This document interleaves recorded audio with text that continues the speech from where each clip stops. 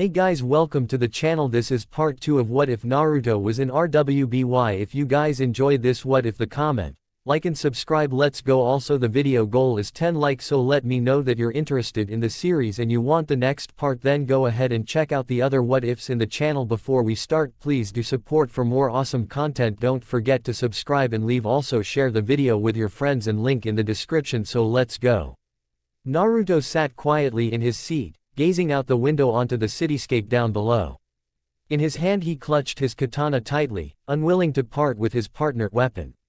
While he'd had some trouble in this regard with security while getting onto the airship, once they understood he was heading to Beacon they became a little more accommodating to his preferences. Apparently he wasn't the first aspiring huntsman or huntress to insist that their weapon remain on their person. He couldn't be sure, but the way they'd described a young girl wearing a red cape insisting that she be allowed to keep her baby on her reminded him a little of Ruby. He'd quickly dismissed this thought, though, as she was still a couple years away from being able to attend Beacon. It was more likely that some other student who closely matched her description had given them a hard time. With that out of the way, Naruto had managed to get aboard without further problems, and from there it was smooth sailing. Well, smooth being the preferable description to the reality he was in. Remind me again whose bright idea it was to take us back to school. Kurama complained. It was a group decision, one which we all agreed to, Naruto chided him. Group decision? That's assuming the rest of us had a say in whether or not we tagged along on your little excursion. We may share the same body, but I'm still sealed behind this door while you have complete control over our motor functions. Enough complaining, Kurama. While your lack of mobility is noted, keep in mind our decision to come here is part of a larger plan that will inevitably give us more insight into this world and its inner workings. Who knows, we may find some useful information that could lead us to returning to our own worlds and perhaps even finding a way to give you a body of your own. While he didn't answer, Naruto could sense that the nine-tailed fox was intrigued by Hiranmaru's response. Finding a way to separate himself from the demon sealed within him was an intriguing proposition, but one that he nonetheless found doubtful.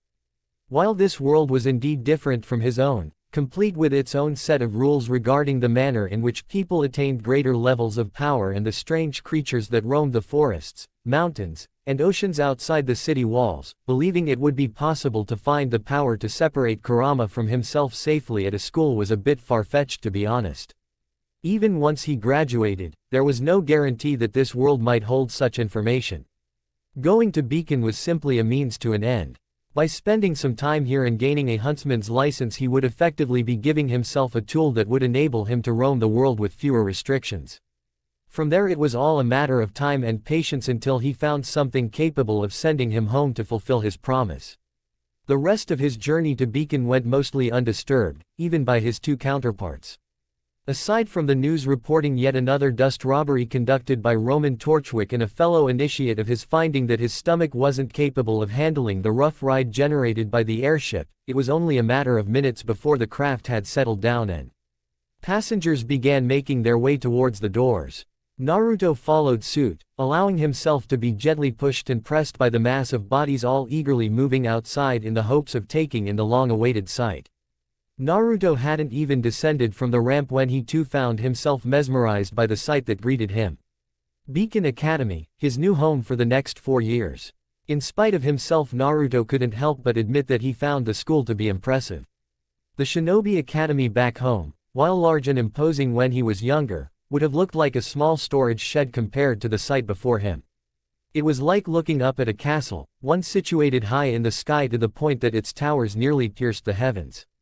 To think that so many people looked to this with hope and wonder certainly made sense to him. It was an image that couldn't be denied, even now. I've seen better, Kurama snorted. I'm surprised you would have had time in between your bouts of mindless destruction to stop and appreciate the architecture of the cities around you before you laid waste to them, Naruto replied. Keep it up, kid, and I'll lay waste your psyche next, Kurama threatened. Enough, both of you. Perhaps we should focus our attention on making our way to the initiation hall. After all, the sooner we get this journey underway, the sooner we can begin searching for the answers we seek. A fate point, Naruto admitted, looking around for the best route to take. Which way should we go? They didn't exactly give us a detailed map of the campus before coming here. I'd suggest heading in the general direction of that explosion that's about to take place, Kurama suggested. The what? 3, 2, 1.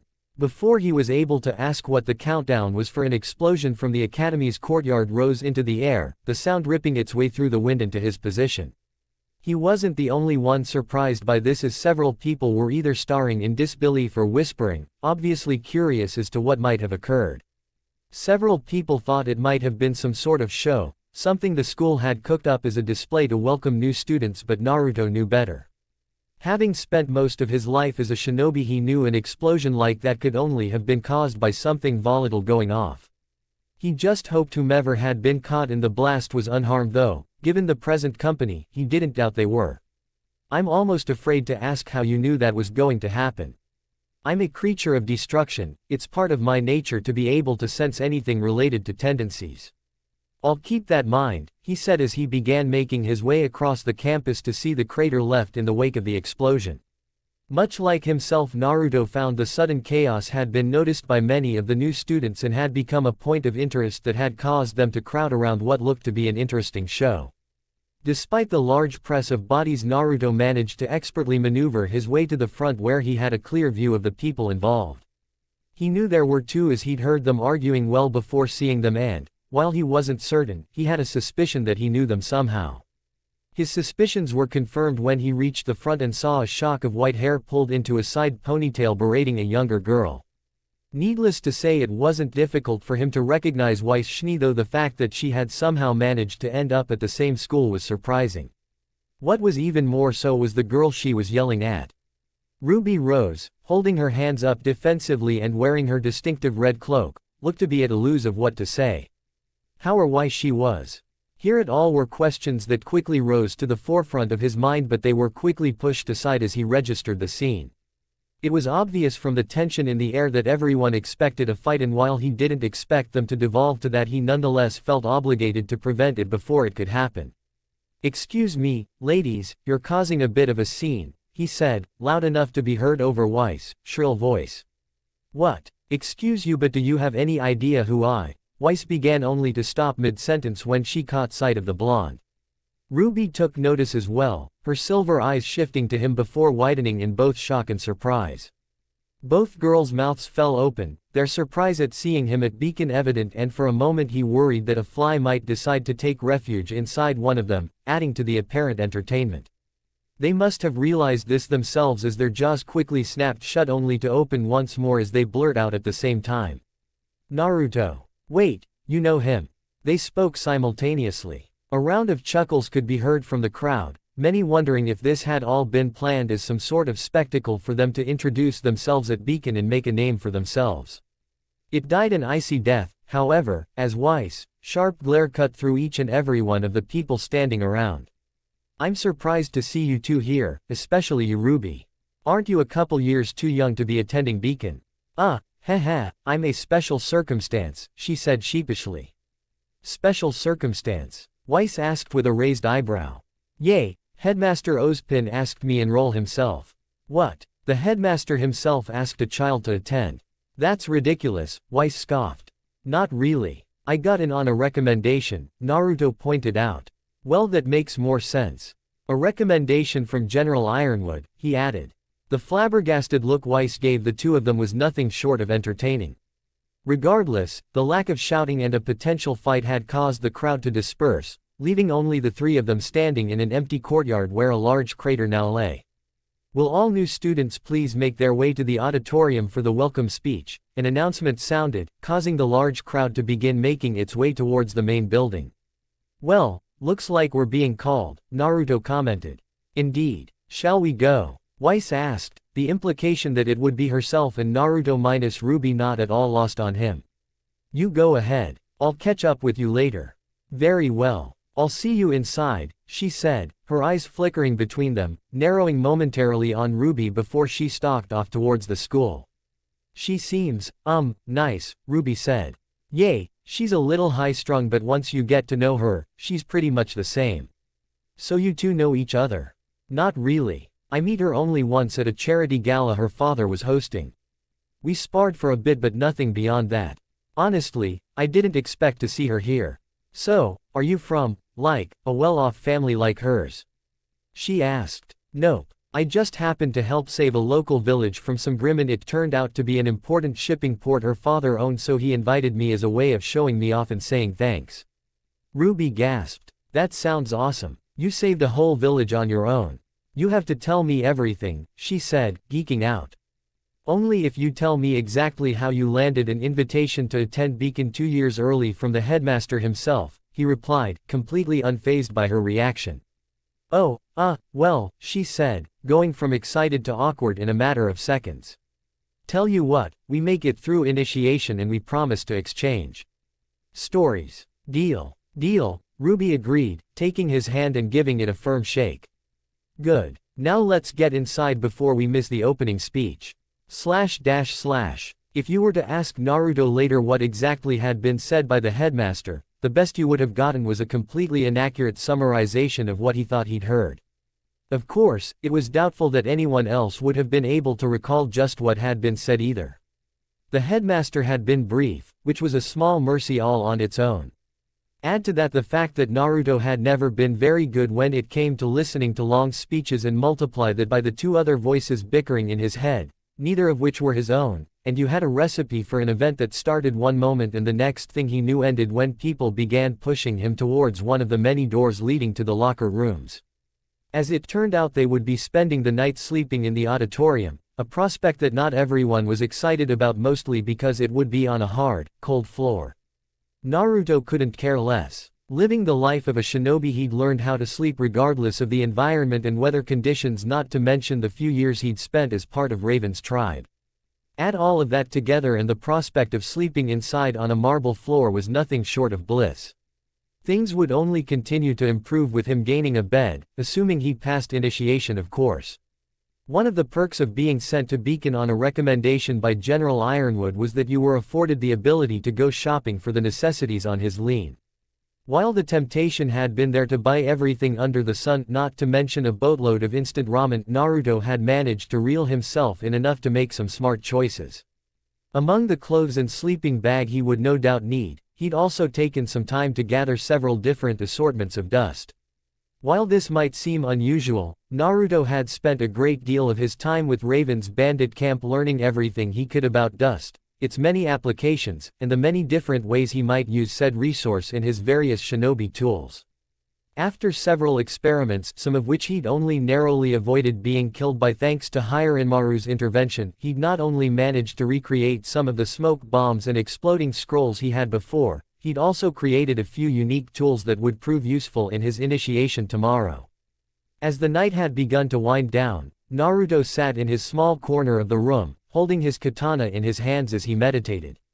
While he could hear people whispering all around him, he didn't pay them too much attention. Keeping his katana close by was as much for their benefit and safety as it was his own. Not only that, but it was also important for them to go in tomorrow with a game plan. While they didn't have any clues regarding what they might encounter, the one thing that was for certain was there would be grim in abundance, and he'd have to think carefully about how he wanted to react, either by facing off against them or using his new self-made tools to give him a quick escape. Hello Tilda. The sing-song voice and tone was enough to garner his attention. Cracking open his eyes, he was met with a pair of lilac ones staring straight into his own. Instinctively he made to move away, but, having set himself against the wall, found he had no room to maneuver. It was only after he noticed a certain young girl with short black hair with red highlights and silver eyes did he allow himself to relax. Name's Yang, nice to meet you. Hope we weren't disturbing your little nap. Meditation actually, he corrected, not at all annoyed by the interruption. So you're Ruby's sister. How did you know? She asked, her cool, confident smile quickly vanishing before being replaced with suspicion. Ruby told me about you after we first met. Oh, so you're the guy who helped her when she was attacked by those beowulfs, she said, a bit more relaxed. I told you he was real, Ruby complained. Sorry sis, I just have a difficult time believing you made a new friend because you're, well, she looked her sister up and down before giving her a lopsided smile. Just because I'm socially awkward doesn't mean I'm incapable of making friends, Yang, she snarled. Sure, anyways I'm Yang. Nice to meet you. Uzumaki Naruto, but you can just call me Naruto, he he said, taking her hand and giving it a shake. So, I'm curious. Why were you meditating with your sword? It's not weird, obviously. I sometimes sleep with my baby, Ruby piped in, earning a groan from her sister. Don't worry, I'm not offended. Honestly, I do this every night as a way of centering myself. My katana is a very unique weapon, so I find a bit of mediation helps me to understand its workings a little better. Unique? Yang asked. Yay, it's a family heirloom of sorts. It's unusual compared to your more modern weapons that can transform. I see. Can you tell us a little more about it? I could, but I'll wait to give you a demonstration during tomorrow's initiation. I find it helps to show rather than tell. I hear ya. My Ember Celia are the same way. They use their actions better than words to get the point across. So, any idea about what's going to happen tomorrow? Ruby asked. Not really. I haven't heard much. It makes sense though, considering that the headmaster would want to keep it secret in order to better test our abilities. Honestly, I would have thought you had a better idea considering that you're the one here on the headmaster's recommendation. What? No, he didn't tell me anything, Ruby stammered, waving her hands in a desperate attempt to ward off their attention. Naruto and Yang chuckled, Ruby's antics being rather amusing to the two of them. Unfortunately, not everyone shared their sentiment as a young white-haired girl stomped her way over to the group, her expression showing she was rather annoyed with them. Hey, some of us are trying to sleep, she said before her eyes caught sight of Ruby. You, oh gods, it's happening again, Ruby stammered as she leapt into her sister's arms.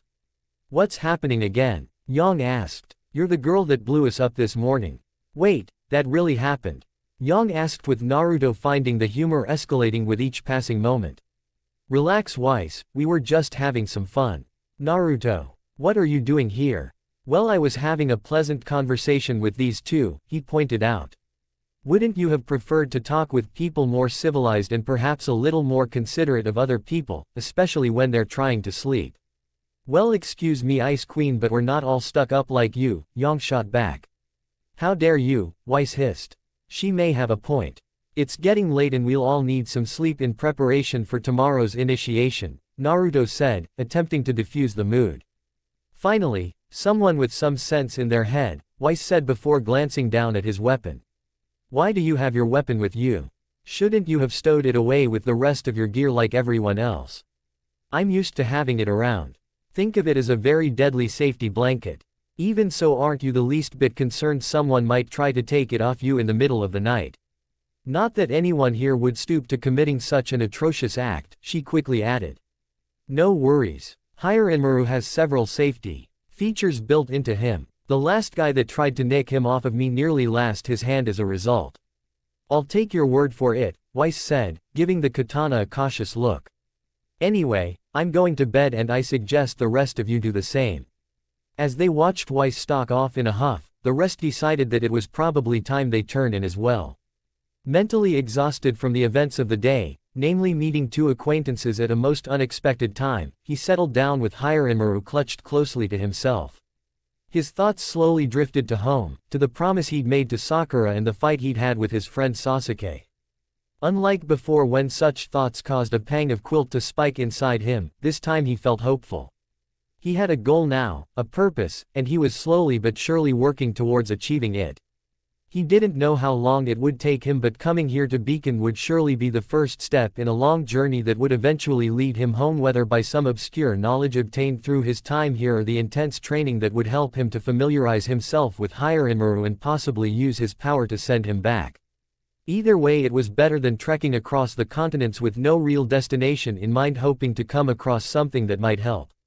Before long, sleep overtook him and the world around him faded into silence and darkness. One thing Naruto could count as a plus when it came to living with a group of bandits was that you were always prepared to wake up early. Despite what most people would like to assume, Raven kept her camp on a very tight shift. They were bandits, sure, but that didn't mean they could ignore sending people out to gather supplies, scouting out potential raiding spots, and also maintaining some sort of security in the area to ensure the Grimm weren't becoming too worked up or that a huntsman might have caught onto their trail. All in all, while most would have complained, it at least made sure they had all the essentials and were kept alive. This simple regimen was something Naruto had stuck with, and it showed when he awoke before any of the other teenagers, Weiss included. While it might have felt odd at first, the fact that he wasn't waiting for someone else to finish with their shower or rushing to get themselves a hot breakfast made up for it in turn. By the time he'd showered and put his gear together, he started to notice the others beginning to trickle in as he made his way to the cafeteria. He'd barely sat down when Weiss settled herself into the seat opposite him, a beleaguered and annoyed look on her face. Obviously something was bugging her, but Naruto wasn't quite sure what it was, nor was he certain it was a good idea for him to ask. He opted instead for a pleasant greeting, something which he felt was impossible to get wrong. "Good morning, Weiss. You sleep well." The icy glare she shot him was enough to freeze him in place. He was almost afraid that if he moved he might soon find her rapier piercing straight through his heart. "I slept well enough, thank you for asking," she replied with no real fire in her words. "I see," he said, slowly allowing himself to relax before asking, "Did something happen this morning?" "Whatever do you mean? It's just, you looked rather annoyed when you sat down. I didn't know if something had happened or if someone had said something to upset you." "Well, seeing as how you asked, there is something that's bothering me." Naruto quickly found himself regretting his decision to ask her what was wrong as she went into a tirade of what had transpired in the locker rooms. While the interaction between her and the blonde boy, John, or so he assumed that was his name, it seemed somehow a point of immense disgust to her that he'd not only flirted with her by calling her Snow Angel, a nickname that Naruto had to suppress a snort of laughter at hearing, but also having the apparent audacity to not even know who Pyrrhonikos was. Neither did Naruto, for that matter, though his knowledge of the legendary athlete was a bit broader than John's. He'd at least heard of the young woman and her achievements here and there throughout his travels, but, considering that she was a celebrity, he had known of her as nothing more than a celebrity which everyone knew and fawned over, but not someone he really needed to care or waste time pursuing. He had more important things to worry about. Still, despite the fact that John hadn't known her by name or face, it had somehow irked Weiss to no end.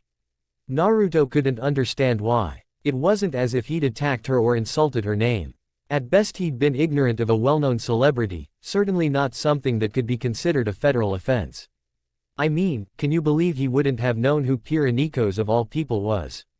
she finished. "I can't believe we've been forced to sit here and listen to this snow pixie squawk so much," Kurama commented. "Yes, I can," Naruto answered, ignoring Kurama completely. "What? It's not difficult to think there might be people out there who don't know certain celebrities. I barely know who she is myself. Not a whole lot of opportunities to get spun up on current events when you're traveling through the wilderness like I was, and even then I tended to prioritize anything that might hinder my ability to move from one village to another rather than getting spun up on the latest celebrity news. This John may have come from something similar. Where he's from, someone like Pyrrha may be a bit of an unknown. You have to remember we're in Beacon.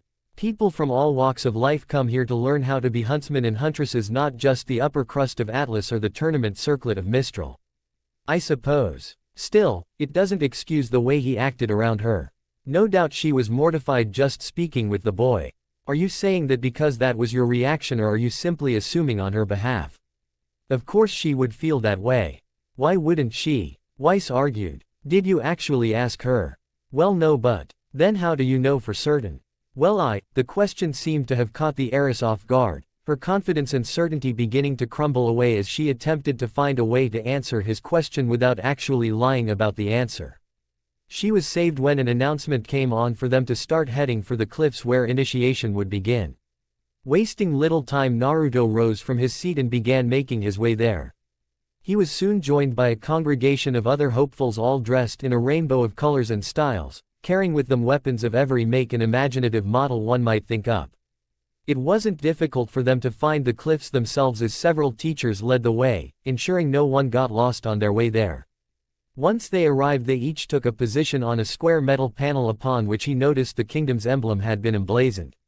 Though he had some misgivings about it, namely what exactly the panel was meant for, he nonetheless took position, listening to the headmaster give a speech with half an ear while the majority of his attention was directed to Hiranmaru. Hey, Kurama, any one of these guys stand out to you? Not really. They're skilled and powerful, I'll give them that, but most of them are fairly weak compared to you. That big brawny blonde is a real meathead too, he said, pointing out a tall, muscular young man wearing armor that had a bird on the front. Aside from him, the only other one who piques my interest is that tall redhead. Naruto glanced over to see who he was talking about. He recognized the girl immediately as Pira Nico's. True to his word, he knew little about her, but having traveled through Mistral, he'd heard more than a few people talking about her. She was quite the celebrity, with several clips from her tournament bouts being played on televisions in bars or storefront windows. She had several advertising deals and was someone many younger people wanted to either be or be with. Seeing her here, he could only guess as to her reasons for coming to another kingdom entirely. Most had expected her to go to Haven, but her announcement that she would instead attend Beacon had thrown many people for a loop. Looking her over, he could generally see why Kurama had taken an interest in her. Just looking at the build of her body and the way she held herself, it was enough to show him how skilled she was. That girl is certainly on another level. Might even throw you for a loop if you're not careful. Still, I'd need to experience her in a fight to get an accurate gauge on her power. I understand, he replied. How about you hire Inmaru? I'd have to agree with Kurama. Not many of these teenagers really strike me as impressive. That Nico's girl comes close, but only just. The one person who does strike me as odd is Ozpin. Curious, Naruto glanced over at the headmaster. He stood nonchalantly next to Glinda Goodwitch, the deputy headmistress, holding a cup of what he assumed was coffee while he continued his speech. While he would have argued that he didn't see anything odd about the man, he knew better. Being a shinobi, blending into the world around you and not sticking out was a major part of ensuring you could accomplish your mission.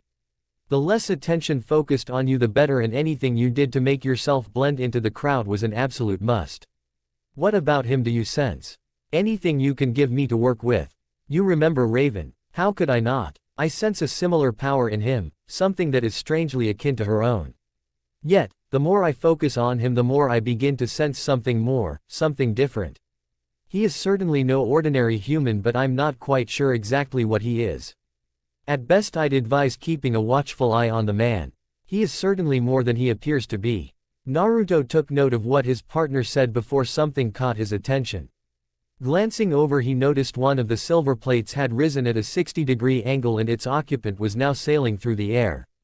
It didn't take him long to figure out what was going on when the second panel followed suit, springing forward and sending the student sailing out over the forest canopy. Before long it would be his turn, and he'd be lying if he said he wasn't feeling at all nervous about the prospect of being launched out into a forest. Sir, how exactly are we supposed to land? Naruto heard someone ask nervously. That is something you'll need to come up with on your own, Mr. Ark, the headmaster replied. Alright, is there perhaps a way we can, enter the forest without being catapulted off a cliff? I assure you this is the quickest and most direct method available to you. Yay, but that doesn't really answer my ga. The boy's last words were cut off as his pad timed out, launching him over the canopy and into the distance. Naruto knew his time would be coming soon and tensed his legs, ready for the impact. Sure enough, it hit and at the final moment propelled himself off the launch pad, giving himself an extra surge of speed as he sailed through the air. In his previous world, moving at such high speeds was common practice. More often than not, they would travel through the upper portions of trees to avoid detection by enemies and mask their numbers. As such, they had learned how to navigate the tree line while moving quickly and preventing the wind from blinding them. Two of those factors came into play, but one problem remained. How was he to land safely without breaking his legs? Kurama, think you can spare some chakra? It's going to be a rough ride. I'll spare what I can, but not much. There's a lot of those grim creatures down there. You'll need all the chakra you can spare to make it out of this alive.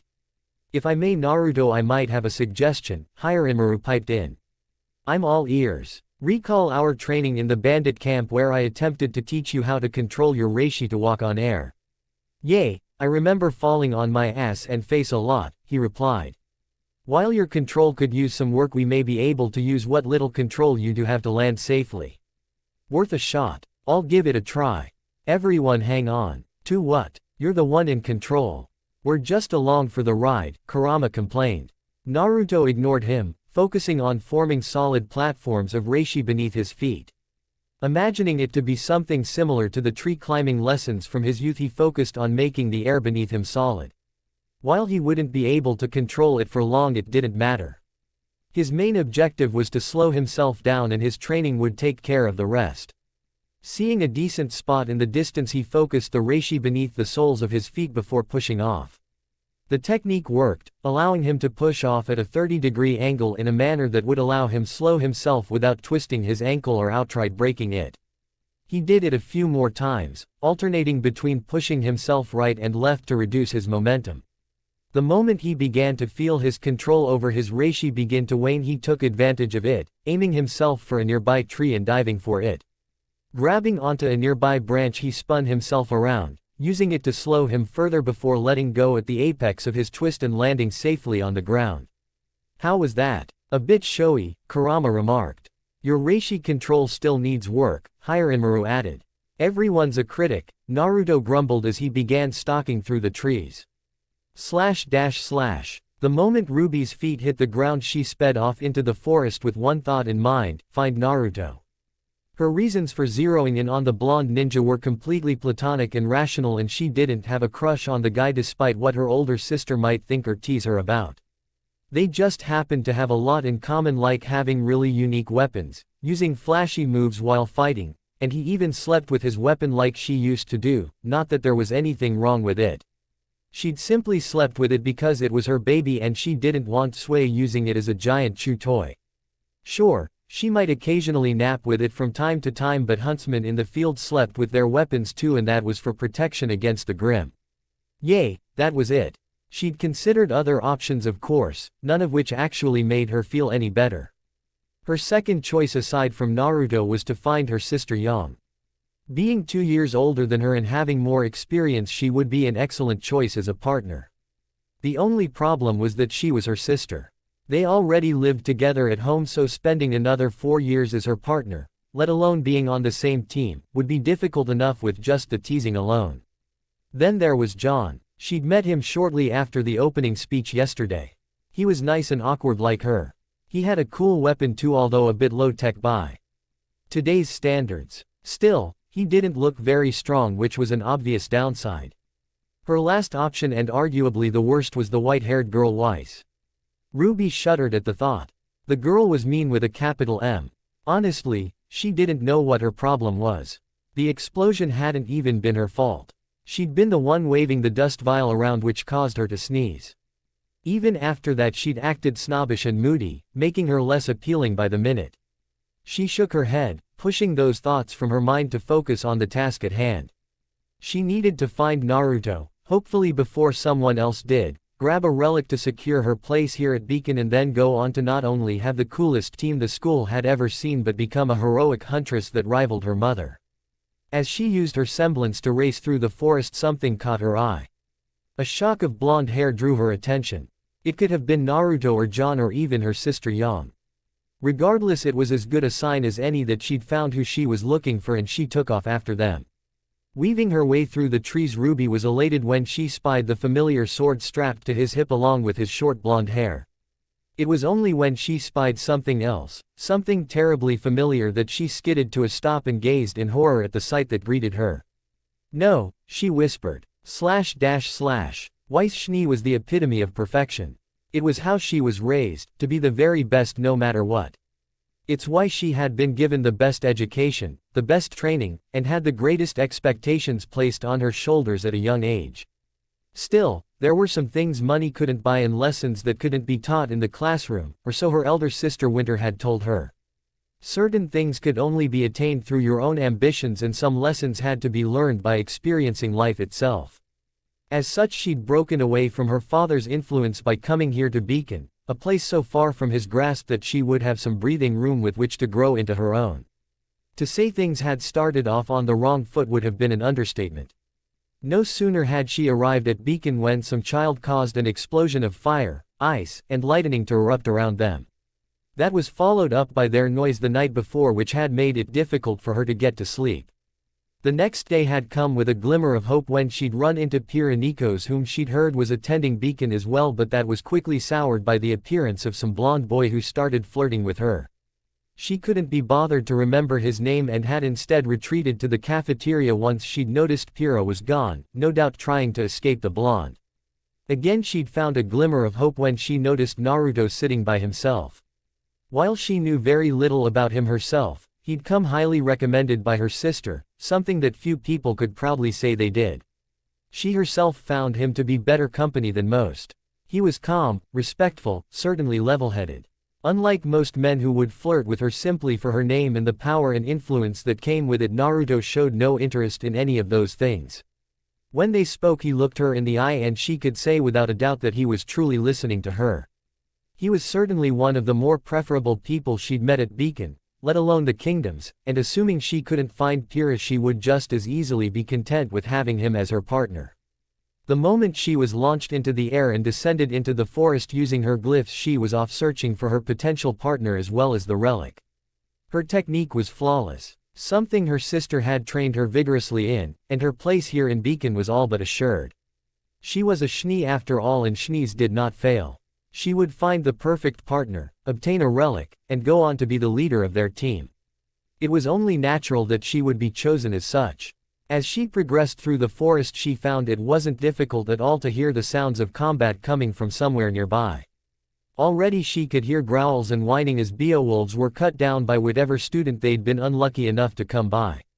No doubt it was Pyrrha or perhaps even Naruto, as they were both more than skilled enough to hold their own against such a common and weak foe. Quickening her pace she could see flashes of a blade as it cleaved a Beowulf in two, and soon after the tall figure of Uzumaki Naruto. Weiss smiled to herself. While others might have considered this luck, she knew better than to subscribe to such an unruly concept. It had been skill which had guided her to this clearing and no doubt enabled her to find a worthwhile partner. Now she needed only to obtain a relic and be made their team leader, and her future would be secured. As Naruto finished off the last of the Grim, Weiss stepped out into the clearing. She was about to clear her throat when movement from the other side of the clearing caught her attention. Her heart nearly leapt out of her chest when she recognized the black corset and long red cap. It didn't take long for the girl to notice her as well, the same horrified expression Weiss wore already forming on her face. No. // The moment he'd slain his final Beowulf, Naruto could feel the two pairs of eyes boring into him. Glancing back and forth he could see not only Weiss but Ruby as well standing in the clearing with him. What he found rather odd about the girls were the expressions they wore. Horror mixed with confusion. At first he thought it might have something to do with the Grim, but, considering that this was a school where people were taught how to kill such creatures, that answer didn't seem to fit. He then fell back to the only other option available to him. Somehow they must have been tipped off to his condition, but how they'd figured it out he wasn't quite sure. Kurama, did you do anything to show off your chakra? Of course not. You hardly needed my assistance during this fight.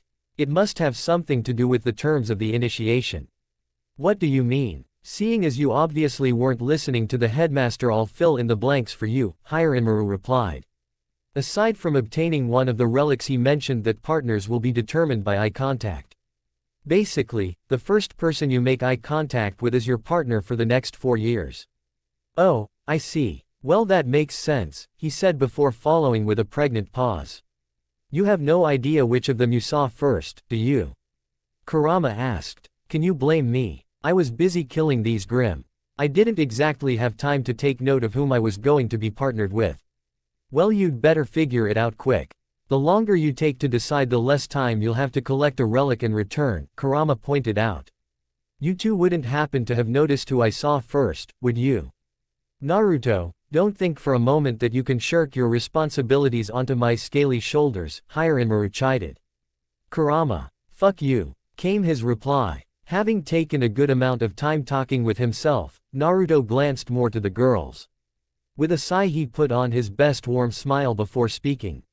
So who? He had barely said 2 words when 2 pairs of arms grabbed either of his and began a tug of war with him in the middle of the clearing. All at once Naruto understood what it felt like to be a stuffed toy being fought over by 2 little kids, and the thought did little to ease his conscience. Let go of him, he's mine, Weiss yelled. I got to him first, he's mine, Ruby yelled back. Ladies, Naruto tried to interrupt. I saw him first, so he's my partner, Weiss argued. I got here first, so he's mine, Ruby fired off in retort. Girls, he said, a little louder. Let go. You let go. Enough, Naruto roared. Wrenching his arms free from their grasp, he shot each of them a fierce glare that had them sinking back before taking a calming breath. Look, I'm not entirely sure which of you I made eye contact with first, but right now is a very poor moment for us to be arguing about it. We still need to get a relic and get back before time runs out, so I suggest we put our energy towards accomplishing that. In the meantime, if we come across someone who's not yet been partnered up, we can discuss splitting up. Until then, why don't we work together so we can all get into Beacon? That sounds like a reasonable suggestion, Weiss replied. Yay, I can do that, Ruby said. While their agreement to the plan should have made him feel better, the fact that neither girl had stopped glaring at one another while they replied to him had him feeling just as nervous as before. Gods, this is going to be awkward, he groaned to himself. What cosmic being did I piss off to deserve this? Somewhere in the Emerald Forest. Just what do you think you're doing? I'm following my partner. Duh, I'm not sure whom you're talking about. I don't seem to see anyone else here aside from me and my partner. However, considering that this is the Emerald Forest, we'd be more than willing to accommodate you by escorting you until you found your own partner or a parental figure. I'm not a child and Naruto is my partner, not yours. If you're not a child, then why are you acting like one? This small snippet of the feud that had ensued the moment Naruto, Ruby, and Weiss found themselves interlocked in a three-way gaze had been going on for quite some time and had started to sound like a broken record not 5 minutes after it had started. How such a thing as a three-way gaze could actually happen was beyond Naruto's ability to fathom. In truth, he figured that the two girls had locked eyes with one another, but, rather than settle for the other, they latched onto the only other person within the vicinity, which unfortunately happened to be him. While at first he'd attempted to stop the feud, it soon became apparent that neither girl was listening to him, too engrossed in their fight to register even the Grim he'd been killing as they made their way towards the temple and relics. I swear, Naruto, if you don't get these two bitches to shut the fuck up, I'm going to manifest my chakra and do it myself. Kurama growled yet another threat, one of many he'd made since their trio had been formed. While at first he'd found it amusing to see the gigantic fox demon curled up on the floor of his prison with his forepaws covering his ears in a vain attempt to drown out the fighting, the humor died soon after. Now Naruto found himself honestly considering allowing Kurama to have his way, if only to gain some reprieve, and figure out how to explain the missing initiates later. While I don't usually agree with the demon's uproarious outbursts, I'll make an exception this one time. These young ladies have greatly overstayed their welcome. They need to control themselves and their emotions now, otherwise I will do it myself, Hiramaru chimed in. Look, if I could get them to quiet down I would have done it a while back, but neither of them will listen. Just tell me we're drawing close to the goal. That at least will ensure we have others to help with the situation. We're nearly there. I can sense more of these Grim as well as a few humans nearby. It won't be long before we come upon these so-called relics. Yay, and then you can ditch one of these bitches and settle for a new one for the next 4 years, Kurama added. Naruto shuddered, imagining how the fallout of that might end up. Neither seemed at all preferable, with Ruby no doubt being prone to breaking down in tears and Weiss being very much the opposite. He briefly considered ditching them here and simply giving up. That would leave them as each other's partner and allow him to try again next year, hopefully without this same predicament. While the thought gave him a chuckle, he reluctantly brushed it aside. He had a promise to keep to Sakura, and giving up now would only hinder his progress in finding a way back home. Still, the fact that he had two girls clamoring to be his partner was bizarre. Naruto had never been what some might call a ladies' man. That title had always belonged to Sasuke, who somehow found himself the subject of every girl's conversation as they practically drooled at the very sight of him. While he'd been envious of that before, being on the receiving end of it put things into a whole new perspective. Was this something that Sasuke had to tolerate on a daily basis? Probably not, all things considered. Maybe when Ino and Sakura were involved. Sasuke was very driven and obsessed with finding and exacting revenge on someone for some reason or another. He didn't know all the details, but it was quite clear that girls and relationships in general had been far from his mind. Their journey, which seemed to take longer than one would have expected, came to a merciful end when the tree line thinned. A large open field with a ravine dotted with ruins on one side and another smaller set of ruins just across the field where they could already see several people standing around came into view. Naruto's heart leapt at the sight. More people meant a possible escape from the troublesome twosome he'd been dealing with, and maybe even the possibility of dumping one of them off on someone else. He silently considered the option of dumping them onto each other and finding himself a new partner, but quickly discarded that idea. It would be much easier on him if he had only one of the girls mad at him and not both. Knowing his luck, they'd somehow bond over their irritation of him discarding them both and team up to make his life a living hell for the next 4 years. "Hey, it's my sister," Ruby squealed, taking a moment to stop squabbling over who was Naruto's real partner and racing off towards a young woman with long blonde hair. "Ruby," her sister squealed, catching the speeding huntress and enveloping her in a tight hug. "You made it. I knew you would. Yep, I even have the coolest partner and he was someone I already knew," she chimed in. "Really? Who is it? That's something I'd like to know as well," Weiss said as she approached the group. The tone of her voice was enough to earn a groan from Naruto as realized she'd reignited their feud all over again. Was there no end to this torment? "He's right here, duh," Ruby said, grabbing hold of Naruto's arm. "You must be mistaken. Uzumaki Naruto is my partner. He was simply polite enough to allow you to travel with us to retrieve our relics and find you a suitable partner. I'm not the one who's mistaken, it's you. I locked eyes with him first. You're just too much of a spoiled brat to admit when you're wrong," Ruby shot back. "Excuse me," Weiss snapped, the two girls descending once more into their squabble. Yang watched the pair, a confused look spread across her face as she tried to make heads or tails of the situation. Her older sister instincts told her that it must have had something to do with the tall blonde they were with, and she immediately turned on him, locking him in her crosshairs.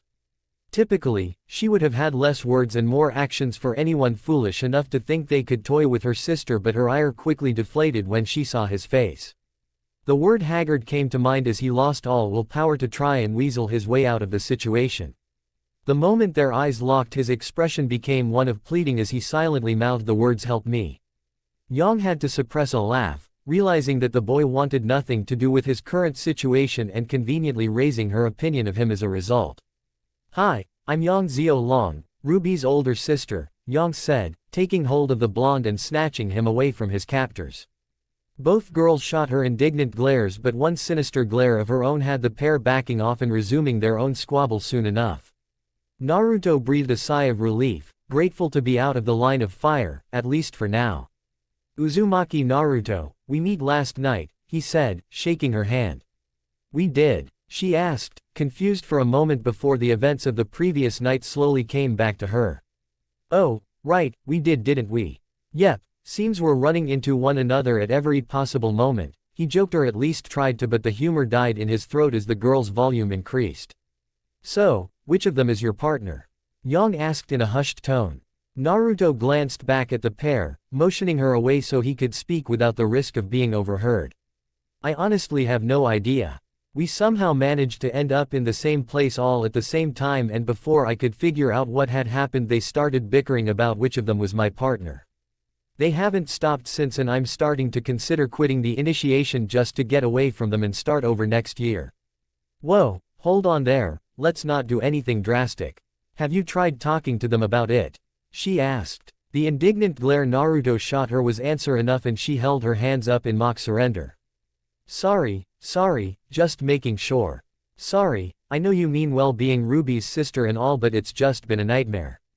They haven't stopped arguing once and I'm starting to lose my sanity. Any reprieve from this would be welcome. Well, why don't you grab a relic and we'll start making our way back? I'm sure the teachers can help sort this whole mess out and neither of them will be able to argue with that decision. Not only that, but you'll have Blake and I to talk to on the way back, she said, motioning to her partner who silently waved back. Oh, well, you'll have me to talk to at least. Naruto offered a weary smile, glad to have some small light of hope in contrast to this living nightmare. Granted, he was being overly dramatic. Weiss and Ruby were nice enough girls and would no doubt become cherished friends as time went on. However, their current behavior had worn away his patience to the point that he just wanted to find some quiet spot where he could just relax and maybe even get some rest. Walking over to the ruins of the temple, he looked over the relics that had been left for them. He immediately recognized them as chess pieces, parts of a board game that he and Raven would occasionally play. It had reminded him of a similar game they'd played in his own world called shogi, something which his friend Shikamaru was a genius at playing, though the rules and pieces were somewhat different. Picking up one that he knew to be the knight, he stowed it away in his pouch before turning to the others. He considered telling them to get their own pieces, but, considering they still thought of him as their partner, he decided to deal with the fallout later. Heads up, we've got a large grim incoming. Looks like two of them, Kurama gave a warning. Fuck me, he hissed. What was that? Yang asked. Everyone, listen up, we've got a pair of large grim headed our way. I'd suggest we start making our way back to the school before they get here. He's not wrong, Yang's partner Blake replied. I can hear them in the distance. You can? Yang asked, staring at the girl's ears with obvious surprise. That's some pretty great hearing you've got. Oh, the girl said, suddenly embarrassed, or was she nervous? It didn't matter, as the sounds of trees falling over soon filled the air, alerting the huntsman to an incoming grim. Seeing that the time to run had passed, all of them took ready stances, drawing their weapons as they faced the forest. Those whose weapons had long-range capabilities checked their magazines and dust cartridges, making sure they wouldn't be caught off guard if they tried to fire off more shots than they actually had. The noise grew louder, denoting their enemy's imminent approach.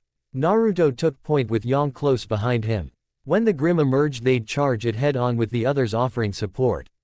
If they were quick, they'd be able to overwhelm the beast before it caused too much damage. As birds flew from their perches, the group readied themselves for a fight. What emerged was far from what they'd expected. Yeehaw! An Ursa came barreling out of the tree line, running as fast as its legs would carry it and wearing what Naruto could only assume was an expression of pure anguish. Atop the beast was a girl dressed in a white blouse and pink skirt with orange hair and a large hammer on her back.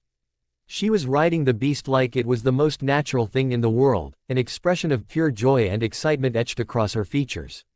The Ursa made it halfway across the open field before it collapsed from exhaustion and, finding it had lost the will to live, subsequently began dissolving before the group of dumbfounded teenagers.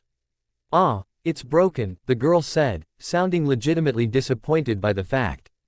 Did that girl just come riding in on an Ursa? Blake asked. I saw it, but I still don't believe it, Yang replied. Nora. They heard someone shout. Emerging from the tree line, a young boy with stark black hair tied back in a ponytail, wearing a green outfit that reminded Naruto of home and with a single pink strip in his hair, ran out to the girl. He stopped before the dissolving Ursa corpse, supporting himself on his knees as he tried to catch his breath. He must have been chasing after them the whole time, which no doubt would have made for a peculiar sight for anyone passing by who noticed a girl riding an Ursa and being chased by a young boy. This day just kept getting weirder. Please, don't ever do that again, the boy managed to say, only to look up and realize that the girl, Nora he heard him call her, had skipped on over to the relics and was currently eyeing the rook. I'm queen of the castle, I'm queen of the castle, I'm queen of the castle, she began chanting as she balanced the chess piece on her head. Nora, the boy shouted in irritation. Coming Ren, she said cheerfully, completely unfazed by his irritated tone. Well, that was anticlimactic, Yang commented. Yay, I was actually expecting something a bit more threatening, Naruto commented. I never said that was the grim threat, Kurama replied. Then where is it? Incoming, Hiranmaru chimed in. Ah. As if to answer his unspoken question, a boy in white armor wearing jeans and a hoodie with a sword strapped to his hip emerged, barreling out of the forest.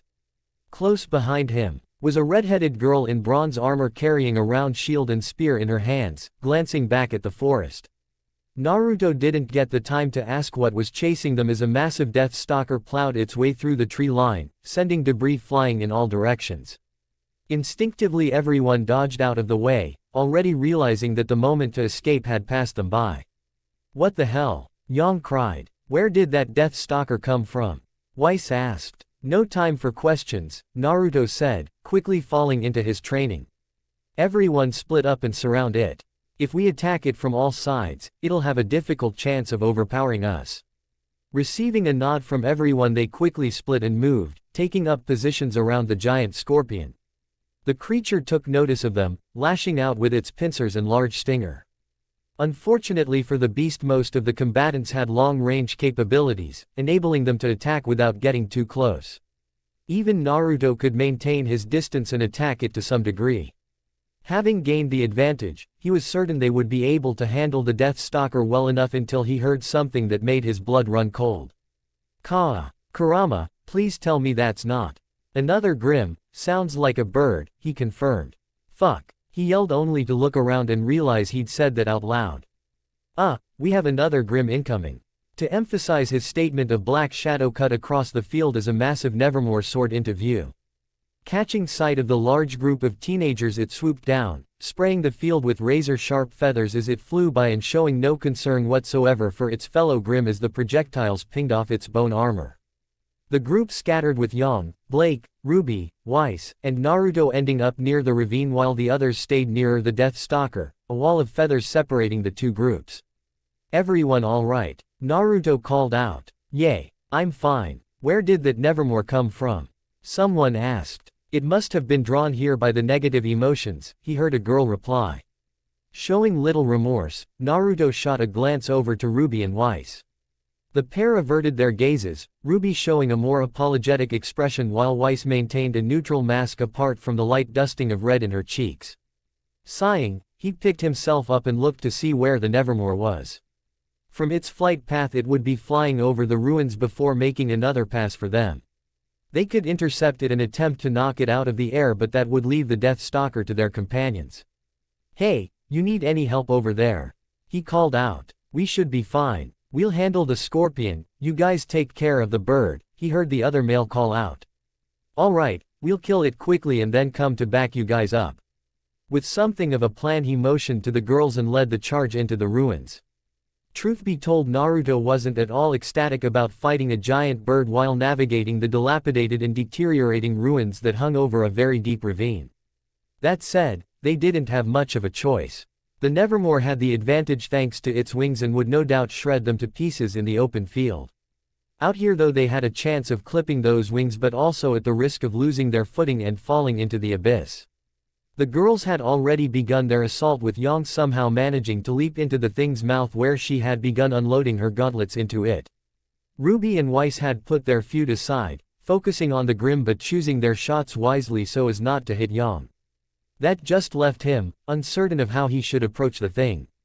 Any ideas, guys? I do have one suggestion that might work, but we'll need to wait for the right opportunity, Hiranmaru replied. What is it? Kido, it's a special soul ability that Soul Reapers can use. There are several different Kido, each with their own unique effect.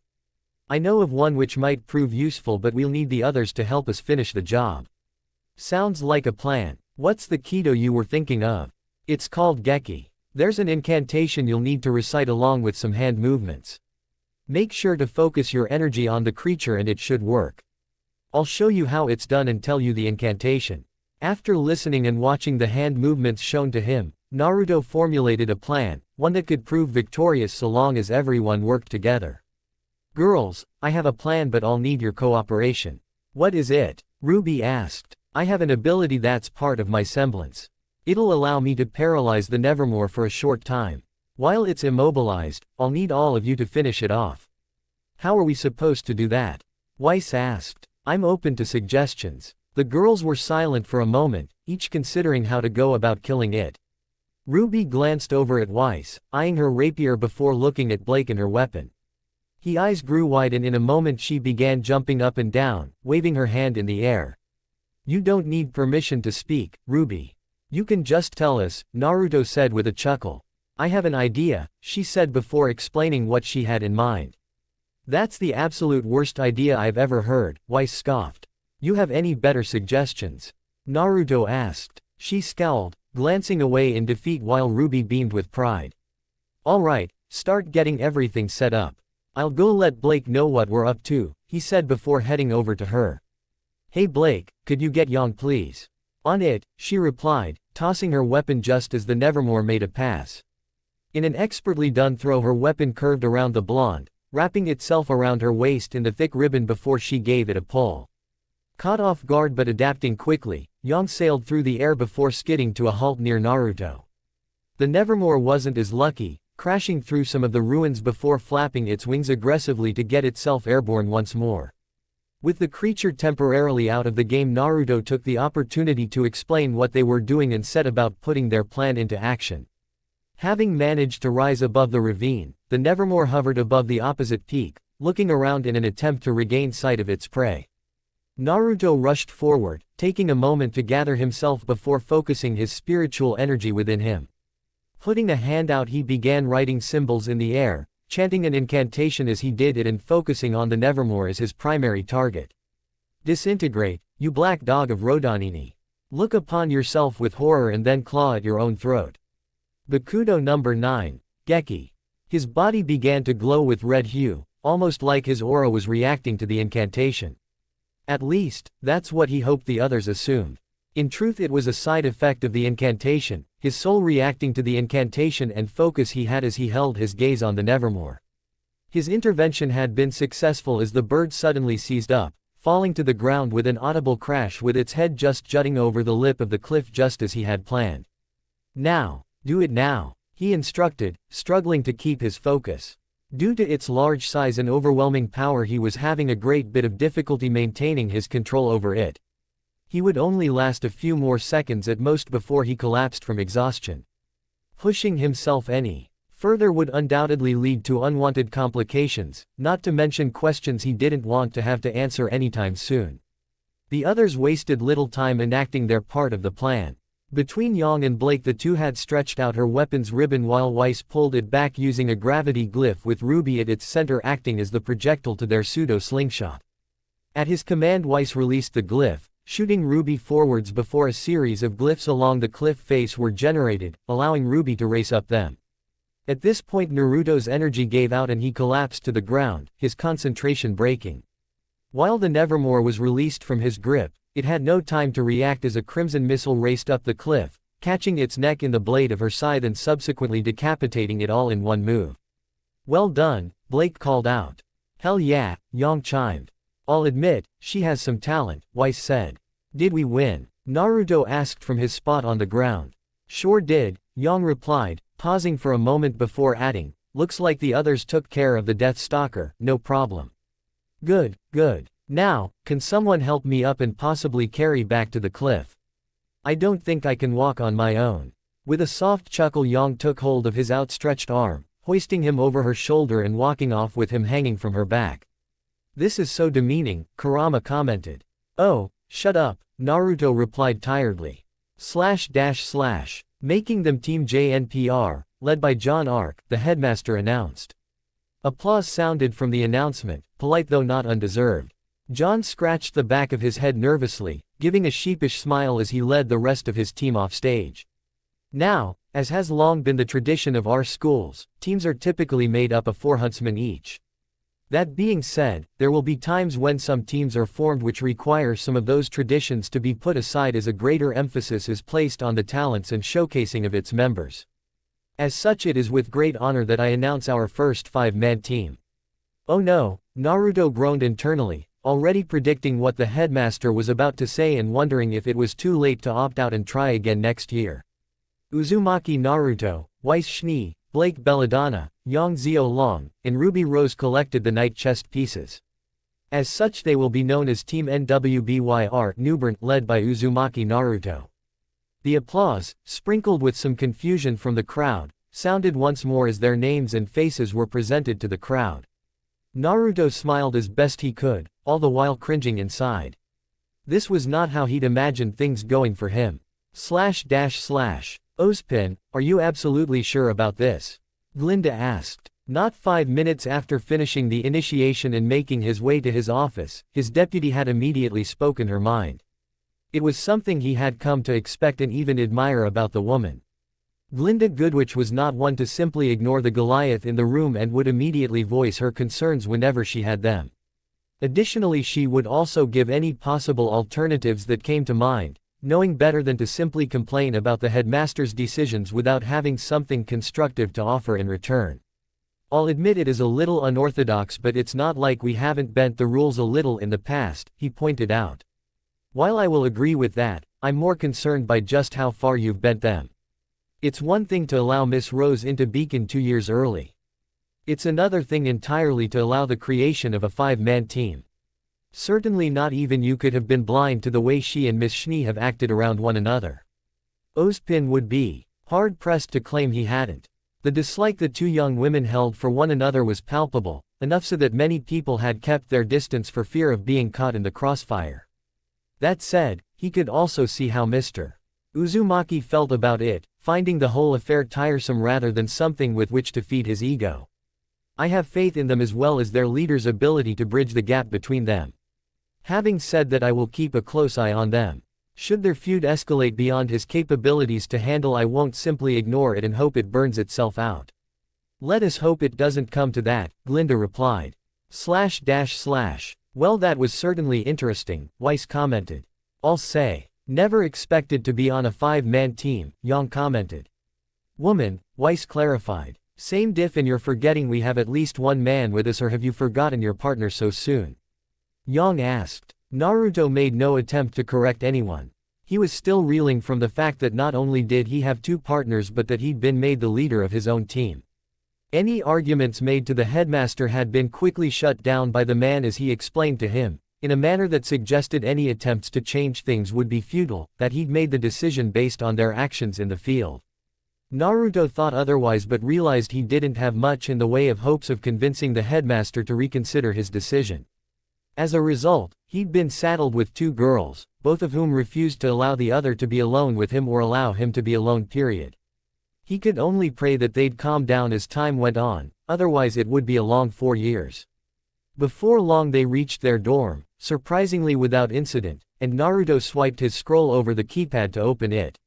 He took only a couple steps inside before standing there, staring at the scene before him. There was nothing wrong with the room per se. It was a decent size with minimal furnishing to include their beds, a couple of desks, dressers, a closet, and a single bathroom.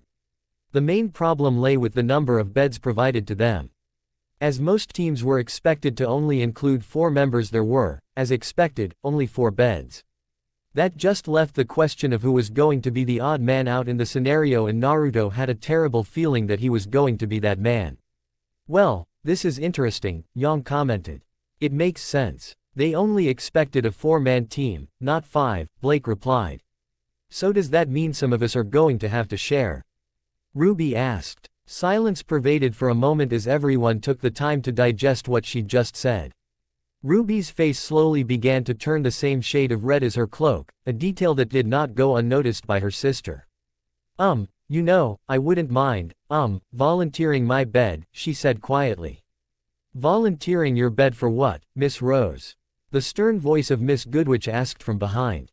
Ruby jumped and nearly tripped over her cloak. She wasn't the only one, as almost every other member of her team had done the same, with Naruto being the only exception. I was, just volunteering to give my bed to Naruto to sleep in, she said sheepishly. That's very considerate of you, though that leaves me wondering where you might sleep, Miss Goodwitch pointed out, giving her a stern look that dared her to suggest anything inappropriate. She can sleep with me, Yang piped in, coming to her sister's aid as she locked her in chokehold. We did it all the time back home. It'll be just like a sleepover, albeit for 4 years. I can assure you it won't be nearly that long. It'll be a couple more days before we can have another bed moved into your dorm. Until then I was about to offer Mr. Uzumaki alternative accommodations, but it seems everything's been taken care of. Naruto had to repress the whimper that threatened to escape at the thought of having a private room, if only for a couple days. He liked his partners, he truly did, but not so much their current behavior. Weiss was smart, sophisticated, and level-headed, while Ruby was cheerful, excited, and an all-around fun person. Since coming to Beacon, however, he'd seen a new side to the girls, one that had him fearing for his life. It was obvious things were only going to get worse before they got better, which meant he'd need to think of some way to mitigate the damage before his friends did something that had him caught in the crossfire. With their sleeping situation settled, Naruto decided to go ahead and claim the bed near the closet. Yang and Ruby took the bed on the opposite side, with Blake taking the one next to theirs and Weiss claiming the available bed next to his. He could see Ruby wasn't pleased about being so far away from her shared partner, but it was something she'd have to deal with for now. So, Naruto, how did you get into Beacon? Yang asked once they were all settled. Yay, you said you'd tell me once we got in, Ruby piped up. Yes, I must admit I'm curious as well. My sister told me a little of what happened, but I'd like to hear it from your perspective. Oh, alright then, he said. With his katana sitting in his lap, Naruto began recalling the events that had transpired that night. When the question was brought up of what had led him to Atlas, he merely mentioned he'd been traveling through Mistral on a training mission and had decided Atlas would be his next stop. Any mention of his true intentions were glossed over as he knew none of them needed to know, let alone believe such a story. Hell, he'd had a hard enough time explaining it all to Raven. The moment the story got to the Grim invasion, everyone leaned in noticeably. Ruby's facial expressions were too cute and Naruto had to exert all of his willpower not to laugh out loud. She was eating it up and audibly gasped when he got to the part of the Goliath breaking through his ice wall with only himself standing in its path. He made sure to emphasize the fact that he felt completely out of his league and in no way thought himself capable of taking it down on his own.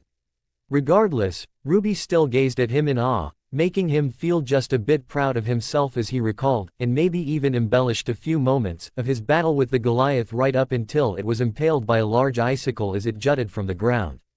That sounds amazing, Ruby squealed. I must admit it does sound very impressive. It's certainly in line with what my sister Winter told me, Weiss confirmed. Badass leader, Yang piped in. Yeah, but certainly not something I'd want to do again anytime soon, he admitted. The fact that you faced a Goliath and lived is impressive in of itself, Weiss pointed out. So how did you two meet? Yang asked, suddenly taking a turn in the conversation. I've been wondering about that since you and Ruby got into a fight the night before initiation. That actually happened after the Goliath incident. Huh. It turns out the village I'd saved was actually an important shipping port used by the SDC. Weiss, father decided to thank me personally by inviting me to a charity ball he was hosting. Father really just wanted to show him off. I doubt he actually cared about Naruto in the slightest, Weiss said in an irritated tone. Yay, I figured as much. Once I found an opportunity I decided to slip outside for some air. No one stopped me or came after me. That's when I saw Weiss training out in the courtyard and decided to join her. Oh, so it was love at first fight, Yang joked, wiggling her eyebrows for emphasis. Excuse me, Weiss choked. Yang, that was terrible, Ruby said with obvious annoyance. Yay, I have to agree that was terrible, Naruto said, and we just had a friendly spar, nothing more. Alright, if you say so, she said, though the look she gave said she had something more planned for the future. So what happened after? I left Atlas and made my way to Vale where I met Ruby. I'm sure you already know that story. Yay, she told me about it. Kind of surprised she didn't make it up. I told you so, Ruby griped. Speaking of, how did you end up coming to Beacon so soon? Naruto asked. Oh, Ruby said nervously as she realized everyone's eyes were on her. She got into a fight with Roman Torchwick, Yang replied. Wait, what? Yang, she whined. That's difficult to believe, Weiss scoffed. I have the news article to prove it, Yang challenged. I think I heard about that. Didn't Torchwick get away though? Blake said. Yay, but it wasn't my fault. No saying it is. Why don't you tell us what happened? Naruto suggested. Embarrassed, Ruby began to recall the events that had transpired that night. In contrast to Naruto's story, which had everyone of the edge of their seats in awe, Ruby's had them more or less cringing. While she'd managed to subdue his subordinates easily enough, something which surprised no one, attempting to take on Torchwick himself had possibly been the worst idea she'd had all night. Despite this, she'd still rushed forward, attempting to subdue the criminal and nearly becoming a smear on the concrete roof as a result. It was only after Miss Goodwitch had intervened that the tide of battle had turned, although Torchwick managed to escape and Ruby, thinking nothing wrong with her actions, had excitedly asked Goodwitch for her autograph before finding herself in a police station being lectured. That's when Ozpin showed up and offered me a place at Beacon, she finished. That's interesting, Naruto said, still unsure of what to make of the story. It's insane is what it is, Weiss chimed in. You're lucky to be alive. I was fine. My uncle Kiro trained me. Which means little when facing off against a trained huntsman like Torchwick. You're lucky he didn't kill you. Still, it does seem odd that the headmaster would ask you to join Beacon simply because you managed to survive an encounter with Torchwick, Blake pointed out. Hey, my sister earned her place here same as we did, Yang said, coming to her sister's defense. She's lucky they didn't lock her up and throw away the key. The fact that Miss Goodwitch was willing to send her off with a slap on the wrist is minimal compared to her actions being borderline vigilantism. How are my sister's actions any different from Naruto's? He's not a licensed huntsman and yet he got praised and even a recommendation to be sent here. For one thing, he was fighting Grim and kept the damage away from the village. Ruby was fighting Torchwick in the middle of the city. She's lucky no one else was hurt during their fight. None of that matters now, Naruto interrupted, hoping to put an end to the arguments. What matters is we're all here and we've earned our place. Speaking of which, with everything that's happened, I think we've also earned a good night's sleep as well. I concur. I could really use some rest, especially with classes being first thing in the morning, Weiss agreed. With things settling down, they got ready for bed with Naruto slipping into the bathroom to give the girls some privacy while they changed. Before long they'd each climbed into their own beds with Ruby and Yang sharing one. Though the sisters argued and teased one another, it wasn't long before they'd each drifted off to sleep. Naruto soon followed suit, clutching his sword tightly to himself as the first day of the next 4 years came to an end. Sleep came and went for Naruto all throughout the night. He assumed it must be nerves given the fact that he'd just started the first step to a much larger journey that would hopefully lead him back home. As such, he didn't really get a full night's sleep, finally giving up on the prospect around 6 in the morning. With little else to do and not wanting to wake his teammates so early in the morning, he instead snuck out to go for a run and get some exercise. The cool morning air was welcoming and helped to ward off the sleep that threatened to once more lay claim to him. Running along the path that surrounded the school, he found himself passing by a tree that seemed oddly familiar to him. Taking a moment to inspect it, he realized that all it was missing was a rope swing, and it would be just like the one outside the Ninja Academy in Konoha Village. Thinking back on it, he'd spent a great deal of time on that swing. Come to think of it, he'd spent a lot of time alone in general. He would always see the other kids either with friends or family. Having neither for quite some time, he'd always been envious of what everyone had, what he had been denied. It had been years before he understood why, and even then it still didn't seem fair. To have his family taken away only to be marked as the vessel for a demon and treated as an outcast. He'd been dealt a shitty hand from the very beginning, but despite that he'd found a way to make it through, and he would continue to do so now. By the time he was finished with his run and had taken a shower in the communal area, Naruto began making his way back to his dorm. From the screams he heard, it was obvious everyone was up, with no doubt Ruby and Weiss in yet another fight. Letting out an exasperated sigh, he swiped his scroll, unlocking the door and stepping into the screaming match that had ensued. Have any idea what time it is? I said I was sorry. That doesn't matter. The fact of the matter is you woke me up with a whistle. Who does something like that? I tried waking you before but you refused to get up. That's because I need adequate beauty sleep, you dolt. Yay, like that'll help. Excuse me. Not even an hour into their first day and already the two of them were at each other's throats. Naruto silently wondered if the headmaster's reasoning for lumping him together with them had been some crackpot plan to use him as a means to bridge the gap between them, or if perhaps it was all an elaborate prank at his expense. While he didn't want to think ill of the man, he was quickly starting to suspect it was the latter. So what did I miss? He asked Yang and Blake, who were dressed and standing off to the side watching the feud. Ruby woke up, saw you were gone, woke us up to help her find you, and subsequently pissed off the Ice Princess as a result. Ah, he said, somehow unsurprised. Guess I'll leave a note next time. With how loud they were screaming at one another, Naruto decided it was best to not add to the screaming match. Instead, he put 2 fingers together, held them up to his mouth, and gave a sharp whistle. The effect was instantaneous, with everyone covering their ears at the sharp noise. Having gained their attention, he gave both girls a disappointed look, one that neither could muster the courage to argue against. Now that I have your attention, there are some things we need to discuss. First, your little catfights need to stop. Excuse me, but he held up one hand, silencing them before they could attempt to argue. I don't care who did what to whom. We are partners, all 3 of us. That means we're going to be around one another a lot for the next 4 years. So whatever beef you have for one another, either put it aside or talk it out, but we can't have this being a daily problem. It's not my fault, Ruby began to argue. Yes it is. You're acting like a child, Weiss accused. So are you, Naruto pointed out, causing Weiss to flinch in response. You acting just as much of a child as she is. If you want to be taken seriously, then you need to act the same way. Screaming and yelling will only do the opposite. Yay, Ruby agreed proudly. Don't start, you're in trouble too, Ruby, he rounded on her, causing her to cringe. You're being just as bad. You need to be respectful of others. This is a whole new level of maturity and you need to step up if you're to be taken seriously. Okay, she said, her eyes drifting to the floor guiltily. Alright, now that's out of the way, get dressed and we'll make our way to breakfast.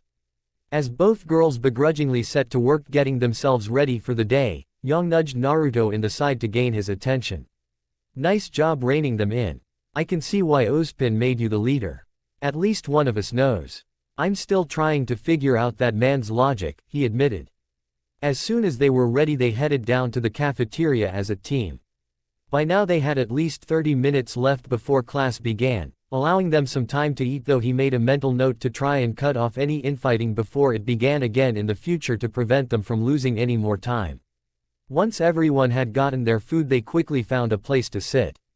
Conveniently enough, their sister team had saved some for them.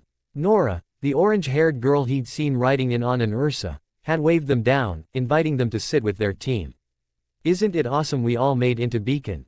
She asked. It is nice to see some familiar faces, the black-haired boy sitting next to her said. Hello, I'm Lai Ren. Uzumaki Naruto, he said before subsequently introducing the rest of his team. It does seem a bit odd that Headmaster Ozpin would make you a 5-man team. Perhaps he saw something in them yesterday when they took down the Nevermore. The red-headed girl suggested. Hi, I'm Pira Nikos. Hello, he replied, looking at her and for some reason getting the nagging feeling that he knew her from somewhere but couldn't quite place it. That's not much of a reaction, Weiss pointed out. What do you mean? He asked confused. She's Pira Nikos, she restated, earning a nervous smile from the girl. Yay, she just introduced herself. Don't you know who she is? She looks familiar but I'm not sure why. Weiss quickly explained who she was, recalling her victories in the Mistral tournaments and her exemplary skills that had people calling her a prodigy. Oh, okay, he said, completely unconcerned as he continued to eat his breakfast. What do you mean okay? She asked in an indignant tone. What do you want from me, Weiss? He asked, already feeling tired and it was still early in the day. A bit more of a reaction. You're from Mistral, aren't you? You're from Mistral as well? Pira asked, her question somehow showing less curiosity and more caution laced with panic. I lived in Mistral for a few years, yes, he replied. And you still don't know who she is?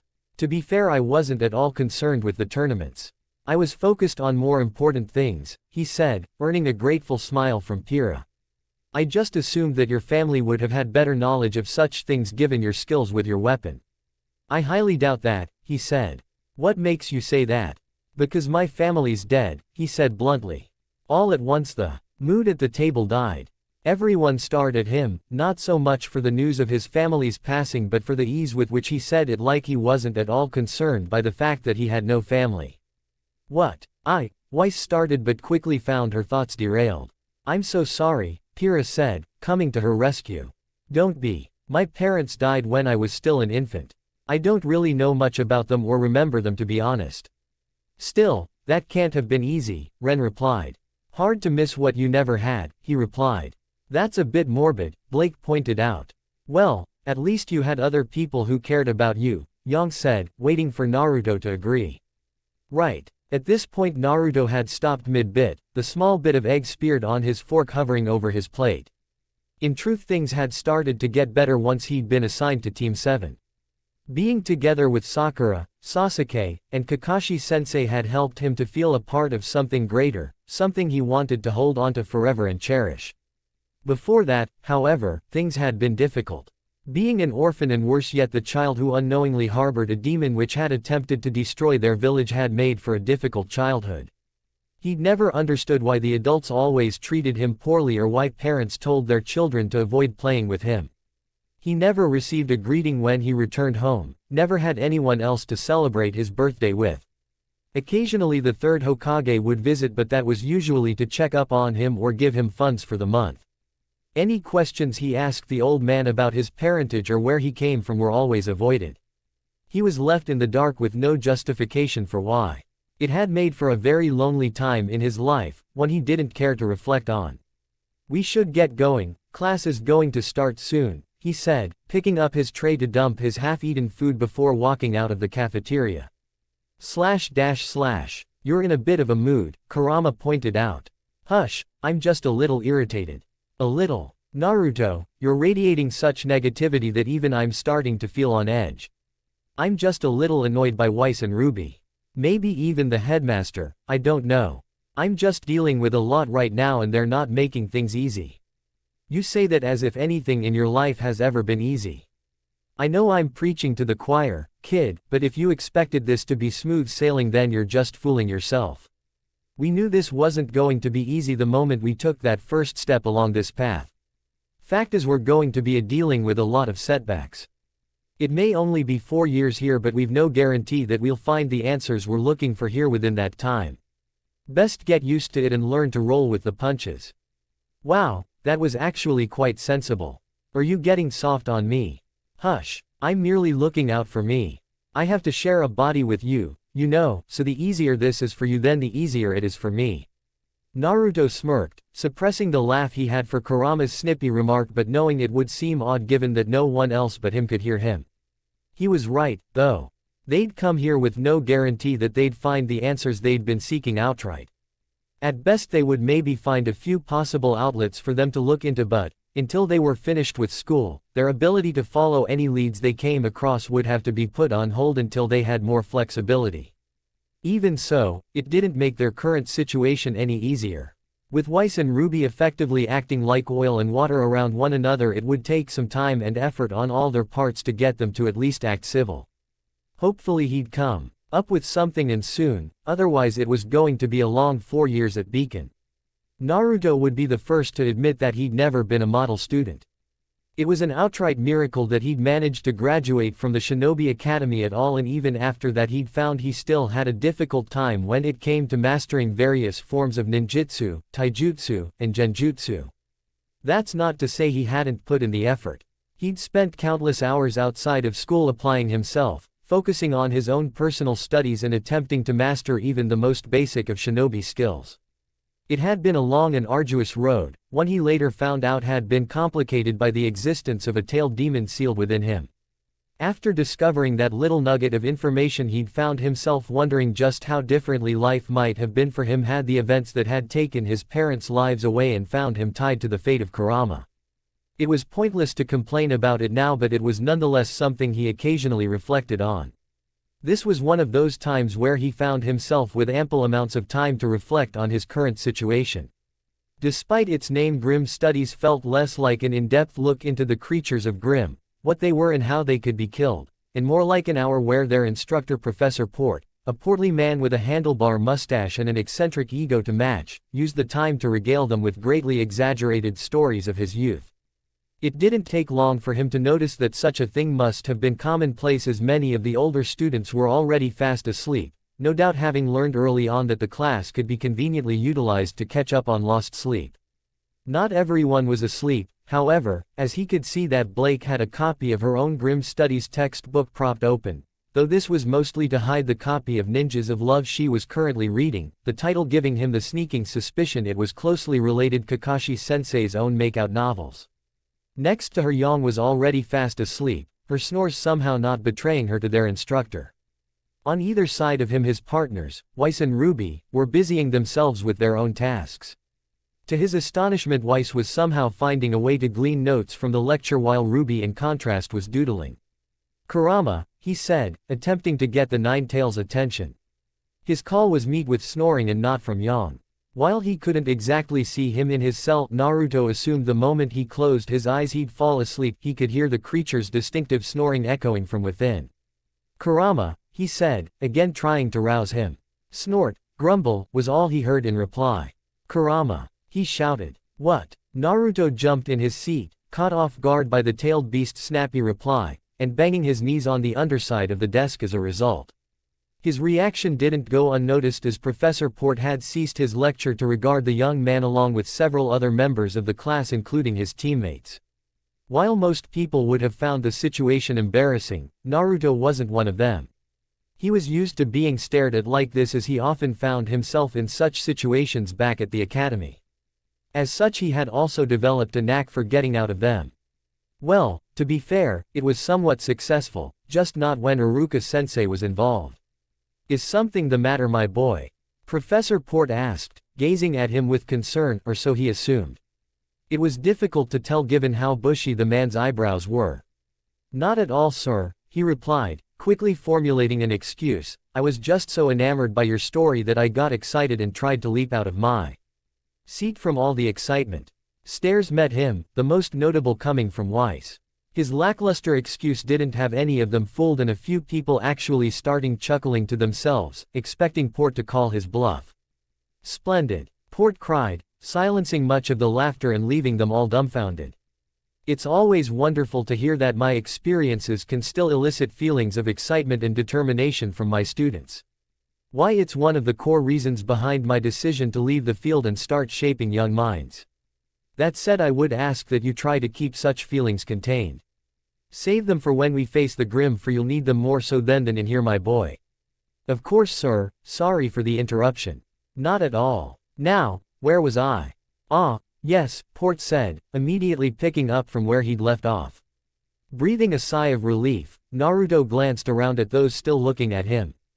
Several people were dumbfounded, having a difficult time figuring out just how he'd managed to evade a detention. A few of the older years gave him curt nods of acknowledgement, as if he'd passed some unwritten test and impressed them as a result. Of the stares he was most curious about, his partners were at the forefront. Weiss' jaw had hit her desk, broken through the surface, and continued on down to the floor. Ruby, in contrast, was grinning from ear to ear, obviously proud of what her partner had managed to accomplish. Even Yang and Blake looked impressed, the latter having actually put her book down to regard him. Once their attention returned to their previous tasks, however, Naruto rounded on Kurama. Kurama, what the hell was that? He snipped. Hey, you deserved that. You should know better than to wake me from my nap, he countered. That's all you do is nap, Naruto pointed out. Not like I have much else to do.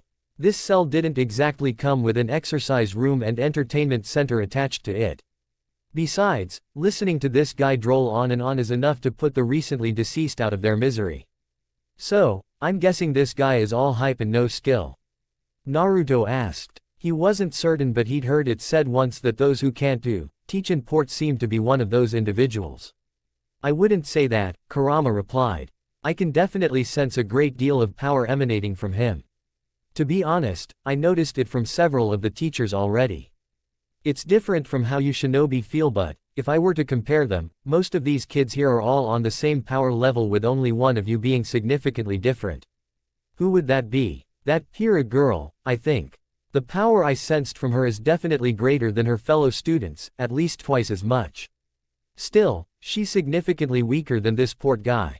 Naruto looked, giving the man a scrutinizing look. At first glance he didn't seem all that strong, but, then again, that was a hallmark of the shinobi. Making themselves appear weaker, more off-balanced or unassuming were all useful tools they utilized to throw their opponents off guard before taking advantage. Port could possibly be the same way. His boisterous demeanor coupled with his appearance would no doubt leave many opponents skeptical of his abilities and skills. This was a Huntsman Academy, after all, so it would make sense that those who taught here had the knowledge, skills, and experience to back it up. Still, Naruto couldn't be quite certain of how true that statement really was. Are you able to get in touch with Hiranmaru? He asked. What do you take me for, a telephone operator? Kurama snipped. So, what, can you or can't you? Just because he and I are both comprised of spiritual energy doesn't mean we can openly chat with one another regardless of the distance between us. You did it before. Yay, because you had a physical connection to the sword, his conduit, or he was at least close enough for us to communicate with one another.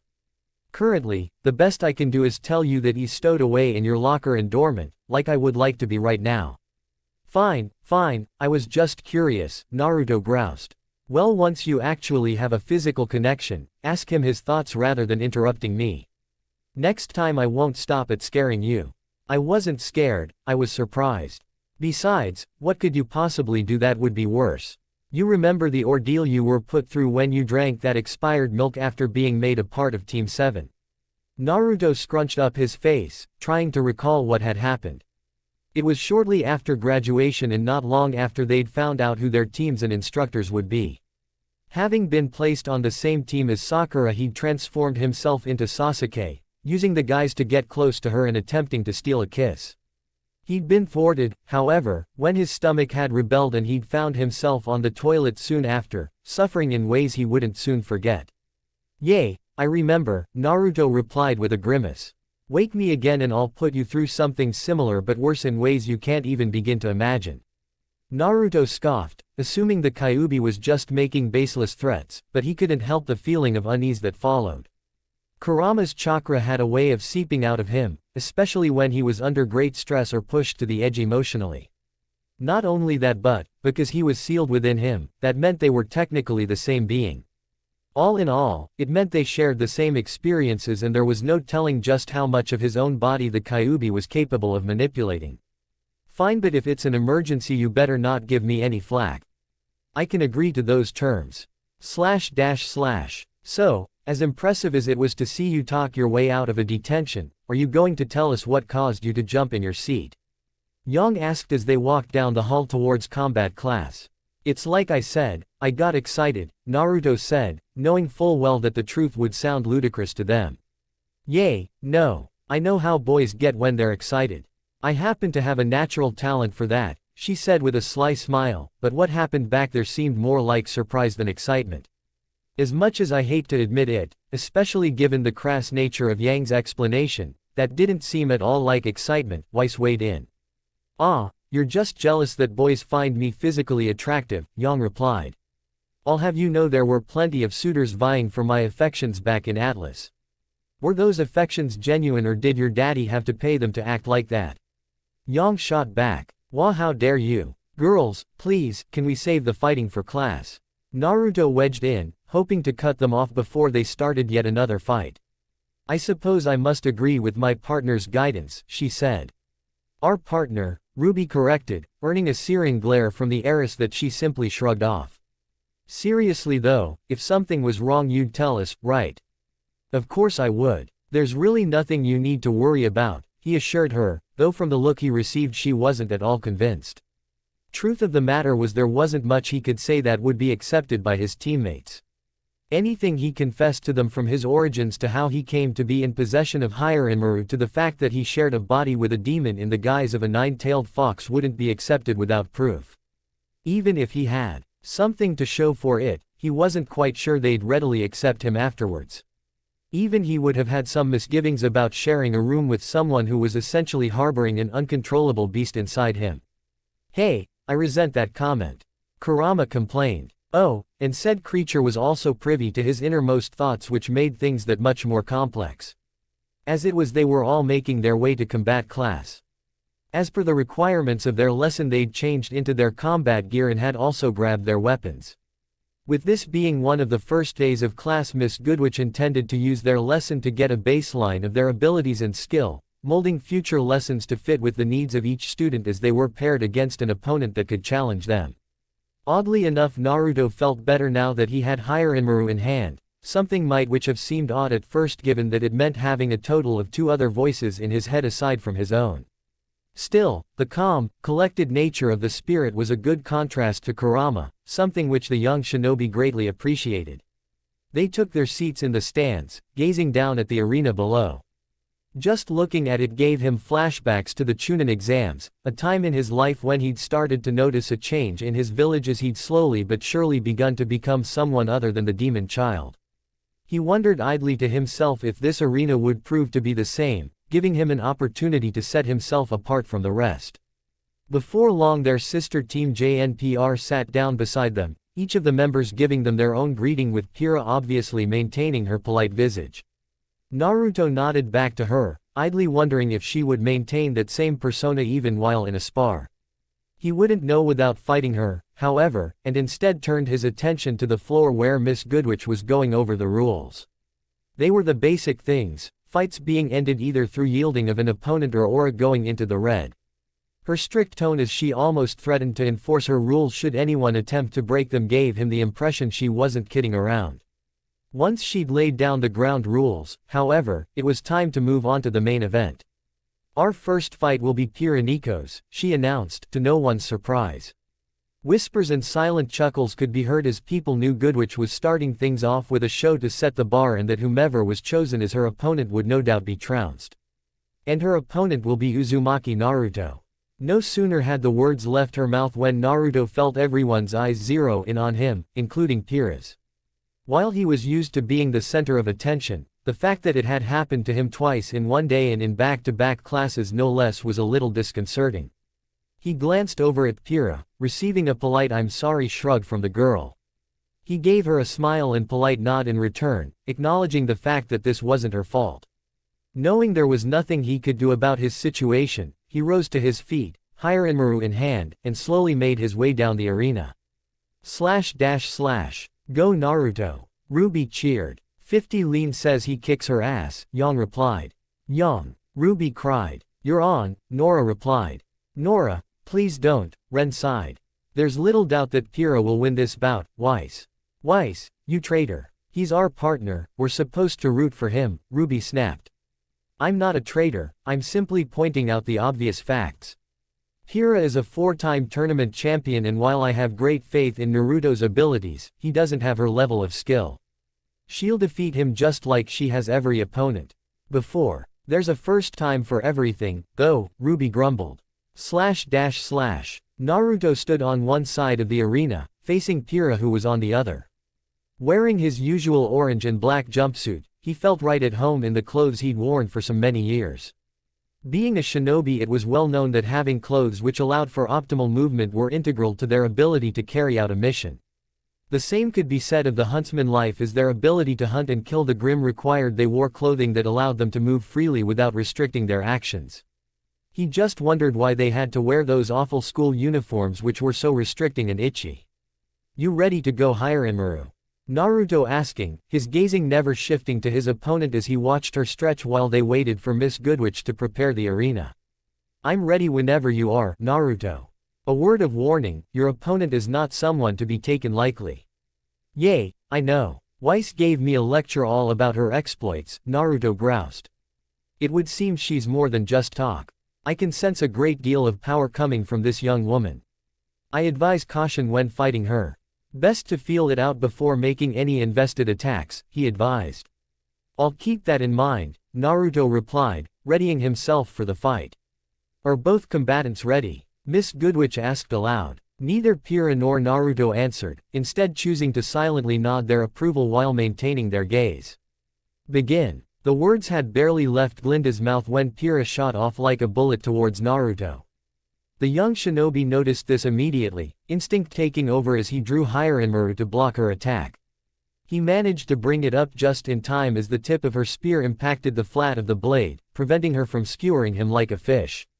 She didn't let up, though, as she quickly shifted the spear into its sword form, using her shield to bat away his blade in the same movement before unleashing a flurry of blows all meant to keep him from retaliating. Naruto managed to parry most of them, receiving a few nicks here and there when her blade found an opening to take advantage of. Up above, the aura meter slowly depleted, reflecting the same damage Naruto was taking as he fought off Pira. After a while there was a lull in her attacks, one which Naruto took without hesitation. A swift slash from Hiranmaru was followed by a wave of ice that pushed the young girl back and away, giving himself a moment's respite. Well, any doubts I might have had about her abilities have been retracted. This girl certainly lives up to the hype. Indeed she does, Hiranmaru commented. I can't be certain but I may have ascertained what her power, her semblance, is. Really? What is it? I believe it may be magnetism, he replied. Or at least some form of it. I'm not quite certain but I noticed something emanating from her the moment she began her assault. Her movements were fast but more so than is typically possible for a human. I believe that armor she wears is less for show and more to help her manipulate her movements.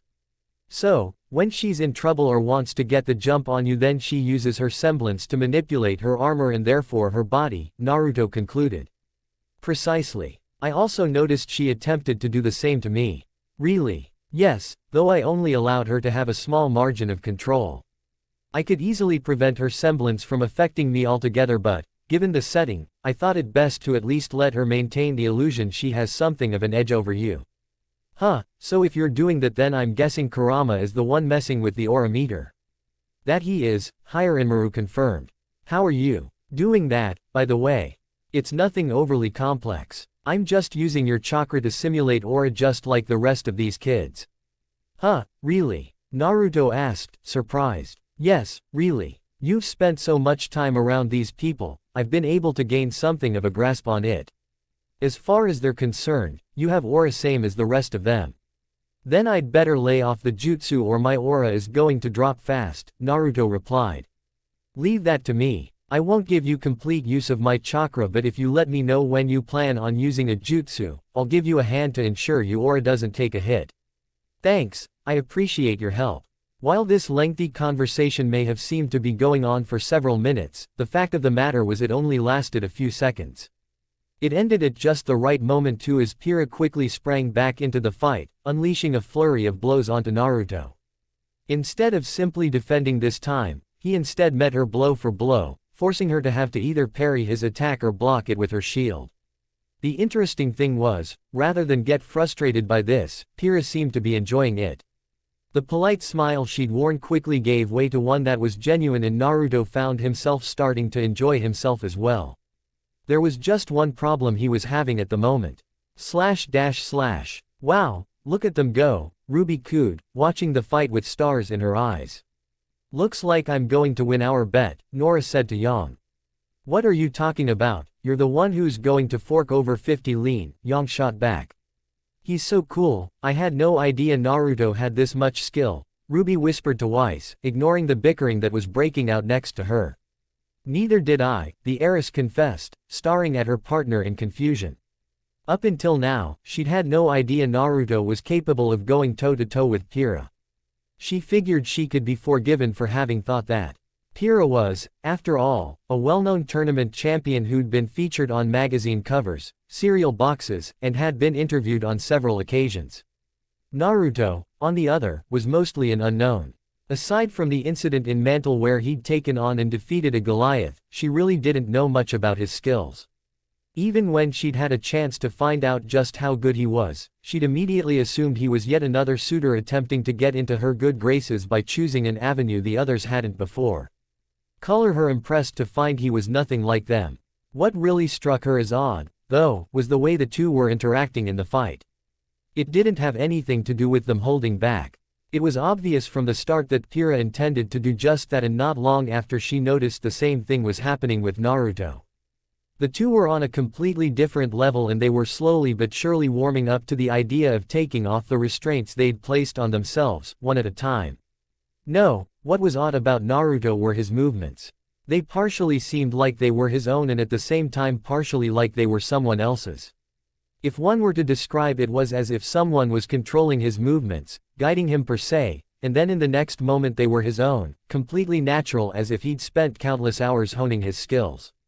She brushed the feeling off, assuming it was just her imagination. Still, she couldn't help but wonder why someone with his skills had never been discovered until now. She's so slow, Naruto remarked. While that statement was mostly true, it wasn't completely correct when it came to defining what was happening between himself and Pira.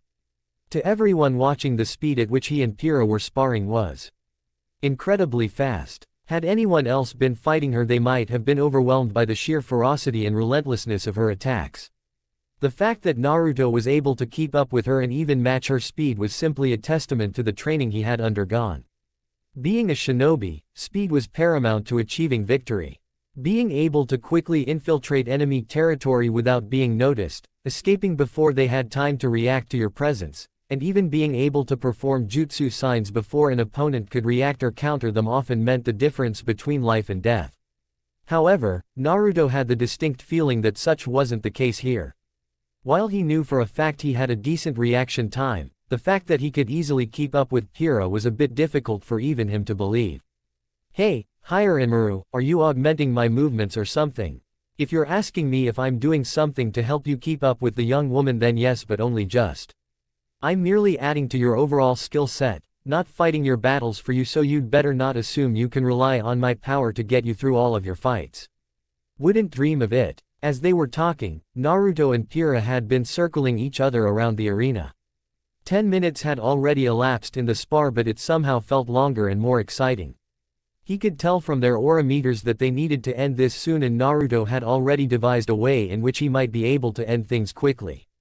"Higher Inmaru, I've got a plan on how we can end this, but I'll need your help to pull it off." "I'll help where I can." "What did you have in mind?" Having chosen a strategy of her own, Pira once more shot towards her opponent. Naruto saw her coming and, with a swipe of his katana, sent a wave of ice over the area floor. Rather than targeting Pira herself, he instead targeted the floor, covering it in a thin sheet of ice that would make it difficult for her to traverse.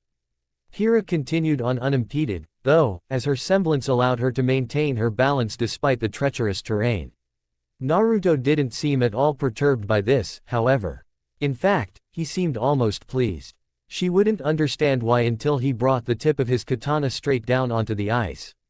In the next moment the ice itself melted before a wave of mist erupted from the ground. She came to an immediate halt, unable to see very far in the thick fog that surrounded him. It was a clever ploy, one that she hadn't seen used before but would undoubtedly look out for in the future. Now onto phase 2, Naruto said to himself, bring his hands up to make a cross sign with his finger as he spoke. //. Pira moved cautiously through the mist, her shield held at the ready for any surprise attacks and her weapon in its spear form, ready to skewer her opponent when she next caught sight of him. Typically, a tactic such as this, while unorthodox, wouldn't be as advantageous as someone might think. Typical mist didn't obscure a person's vision very much. A few feet outside their normal vision, but even then it didn't provide much of an advantage. It was, after all, just water, and water had a tendency to flow around objects and get absorbed by them. What's more, the environmental features would usually have cleared most of this away. While the arena was closed off with a barrier to prevent stray bullets and debris from hitting the audience, it could just as easily clear away this mist. Funnily enough, it was sticking around and was as thick as pea soup. Pira figured it must have something to do with the type of dust he'd used. While she didn't use dust, aside from her bullets, she was fairly certain ice dust didn't have this sort of lingering effect. Her thoughts were broken by the sound of movement and she quickly turned to face it. A wall of mist greeted her and she strained her ears, hoping to pick him out from his footfalls before he could attack. She quickly realized that wouldn't be the case, as a dark shape could be seen making its way through the wall of fog. Brandishing his katana, Naruto leapt out at her, but Pira was ready. Deflecting the blow aside with her shield, she quickly countered with a thrust to his chest. Naruto was thrown back into the mist, but for a moment she could have sworn she'd seen a puff of smoke after he landed. She quickly moved to overtake him but found he was already gone, having managed to recover and disappear back into his cover. I must admit, this is a clever tactic. Most opponents wouldn't have thought to use something like this, she said, glancing around. Given that most tournaments are held in open-air stadiums, I wouldn't imagine this being very effective, she heard him say, turning her body to face the direction of his voice when he spoke. Indeed, it would have dispersed by now. Is it some new form of dust? Something like that, he admitted. It's very useful for taking your opponents by surprise, she said, drawing closer to where she thought he was. True, he said. At that moment she felt something tickle the side of her face and she glanced over only to see the sharp blade of his katana sitting next to her. Too close for her to react, she felt him lean near closer before saying, especially when they think they have the drop on you. In the next moment the mist dissipated and their reveal was accompanied by sharp gasps and murmurs. Naturally, no one had expected Naruto to come out on top, especially against someone like Pira. She hadn't expected it either, but somehow this felt less like a loss to her. If anything, it felt liberating. Having her first spar against an opponent who she'd greatly underestimated and rendered her first lose in a while was quite satisfying. It would certainly go a long way to putting to rest the talks of her being the invincible girl, for one. We should probably end this, Naruto said. Indeed, she agreed. I forfeit, he announced. To say everyone was dumbstruck by this statement would have been an understatement. Pira herself was so taken aback that she whipped around to look him in the face, just to make sure she'd heard him correctly. Unfortunately, she'd forgotten about the katana blade that was almost kissing her neck and soon found she'd sliced her neck along its edge when her aura flared from the exposure. Despite her hope that Naruto had been pulling her leg, she could see from his expression that he was indeed serious about forfeiting the match to her. Mr. Uzumaki, I must admit, I'm rather surprised that you would forfeit the match, especially when you had a clear advantage. Care to explain your reasoning? Miss Goodwitch inquired. I didn't to cause Pyrrha any undue harm, he replied. Snickers and chuckles could be heard from the audience. Even Pyrrha felt a little annoyed, finding his explanation to be more of a manner of mocking her rather than giving an actual reason. Care to elaborate? My skills with my family's sword are of such that I'm well suited to taking on large groups of enemies and acting as crowd control. However, when facing off against a single opponent, unless I'm absolutely certain that I won't harm any innocent bystanders or don't have to worry about collateral damage, my skill set is fairly limited as a result, and given that we're fighting one-on-one in an enclosed space, I was fairly certain one of my more destructive attacks would have done more damage than I'd intended. I see, Miss Goodwitch said, making a note on her scroll pad. That is an acceptable answer, thank you. I'll trust that you'll endeavor to remedy this weakness in the future. You won't have many opportunities in my spars to face off against opponents who are willing to respect your boundaries. Noted, he replied. As for you, Miss Nikos, I would advise that you be more mindful of your opponent's overall skills and abilities. While you may have been a prodigy in the tournament scene, you'll find your fellow students are not constrained by the same rules you were as Mr. Uzumaki demonstrated when he used that fog to conceal his movements. I'll be sure to learn from this experience, Pyrrha replied, somewhat glad to have an assessment that wasn't all praise. Very well, take your seats. Our next round of combatants will be as follows, she announced. Naruto returned to his seat, ignoring the overall looks and comments from the other students as he reached his team. He glanced over at Pyrrha, giving the girl a warm smile which she returned. Her smile, however, seemed rather forced and he got the impression that she was rather annoyed by something. What was that? He said, looking over at Weiss who was giving him a critical look. What was what? That. You had the fight in hand and yet you forfeited at the end. Why? It's like I said, my skills are too overpowered to be used in a one-on-one setting. A lot could go wrong, so I opted for the safer route instead. She mumbled, staring at him intently as if she were trying to discern if he was lying or not. Look, if you're still not convinced, we'll do some training as a team this weekend in the Emerald Forest. I'll show you how destructive my abilities can be. Very well, she said, satisfied with his answer. I'll be holding you to that.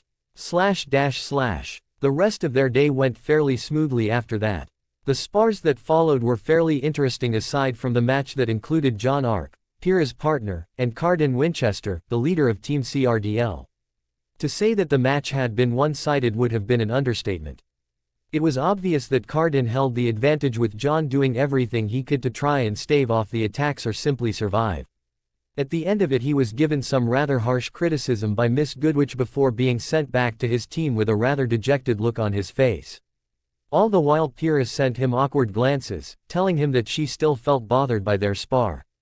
He didn't pay it much attention, though. He was more concerned with his connection to Hiranmaru and the fact that he was able to give him such an obvious advantage, at least to him, in their spar. While he'd normally find this a boon, he wasn't one to take the easy way simply to achieve victory. All the obstacles he'd overcome, the distance he'd brought himself to, had been accomplished through hard work and training. Sure, his shadow clone jutsu helped him to gain experience quicker and thus could be seen as something of a shortcut at times, but all the work he'd accomplished up to that point had been his own. It was because of this that he found himself secluded on Beacon's roof, holding Hiranmaru in his hands as they discussed the connection they'd made. So, tell me, have you always been able to increase my abilities like that, or was this a recent development? I wouldn't call it recent. While I wasn't able to do this in the beginning, over time our connection to one another grew stronger, and with it my ability to increase your own abilities through my own manipulation. Then the simple fact that we've been together was all it took to put me on the same level as Pyrrha.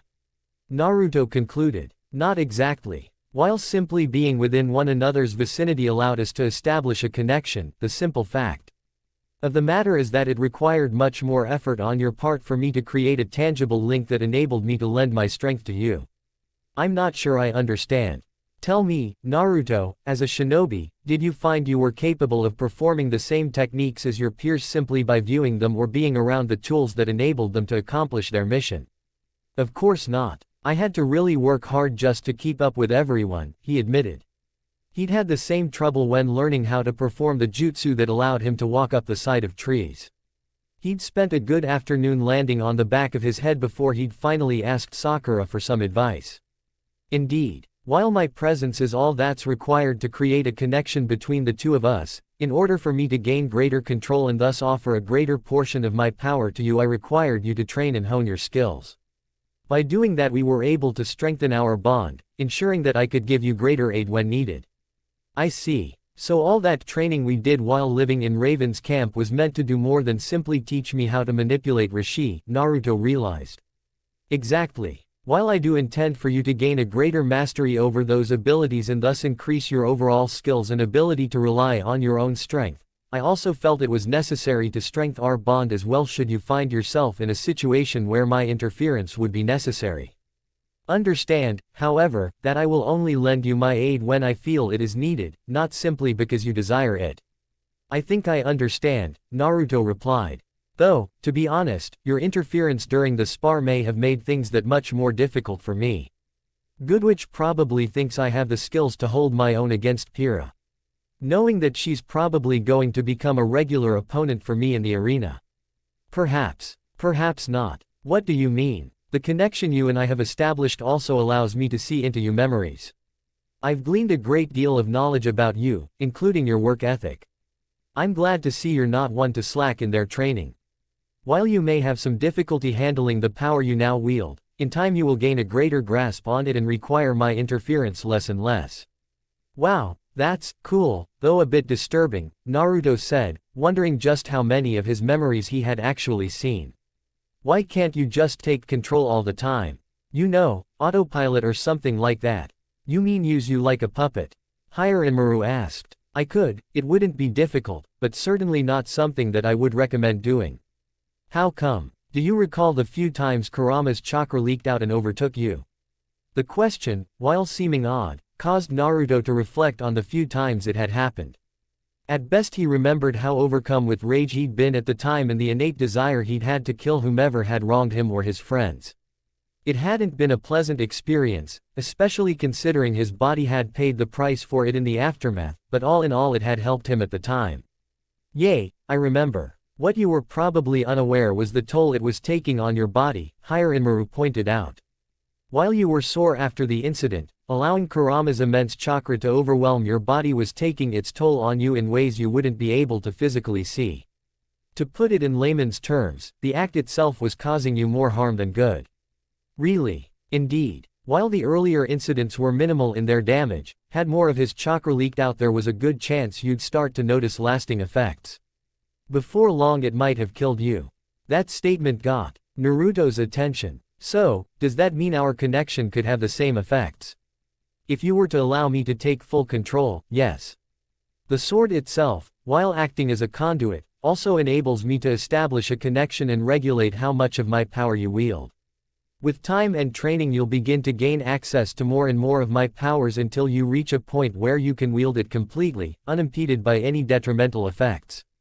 However, if I were to take over and use my power unimpeded, I'd all but destroy you as a result. That, of course, would be just as bad for me as it is for you. I see. Then it's a good thing we spent so much time training before coming here. Indeed, and, as you pointed out to your partner, you'll need to do more training to ensure you don't overcompensate with your attacks. Unleashing immense amounts of energy into a single attack is easy. Honing it into a fine edge where only a certain amount is expended against a single opponent is the difficult part. No kidding, Naruto agreed, reflecting on everything they'd just discussed. We'll continue this conversation another time. It appears you have a guest. Before he could ask who it was, Hiranmaru cut their connection and went dormant. His mind quickly returned to the rooftop where the night sky above and the cityscape down below could be clearly seen.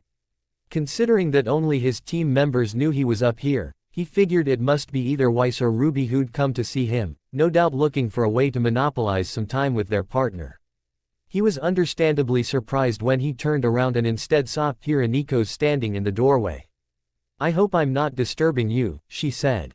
"Not at all," he replied, shifting so he was in a sitting position rather than a lotus stance. "Something you wanted to talk about?" "Well, yes, actually. When I came by your dorm your teammates told me you'd gone up to the roof," she replied, answering one question he had. "I have a few questions for you, Naruto, and I'd appreciate it if you answered me honestly." "Of course," he said, waiting for her to ask her question. She didn't ask right away. She stared at him for a long moment, studying him. He looked back at her curiously, wondering when she was going to ask her question or if she'd somehow forgotten. Patience hadn't always been his strongest trait and sadly his attention span was beginning to wane.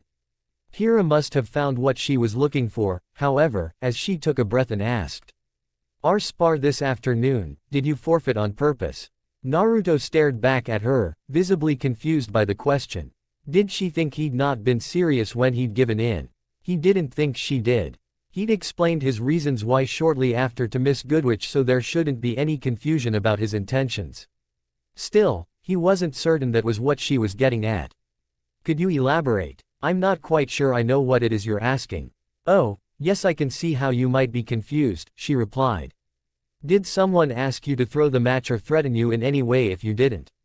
Naruto's eyebrows rose, realizing exactly what she meant. She was asking if he'd purposely given up to make her look good. "No," he replied flatly. "Everything I told Miss Goodwitch is the truth. No one put me up to it or asked me to lose or made any threats. Would have been hard given the fact that the matches are all random or at least to the extent that only Miss Goodwitch had any idea who would be fighting whom." "True, you have a point there," she replied, visibly embarrassed by the conversation at this point. "I take it that's happened on more than one occasion," he concluded. "Unfortunately yes, it has," she replied. "You want to talk about it?" he asked, patting the spot next to him on the roof. She glanced at the spot and then back up at him. Giving her a warm smile, she returned the gesture and went to sit down on the roof with him. "I take it this has something to do with your title of the Invincible Girl?" he asked, glancing over at her.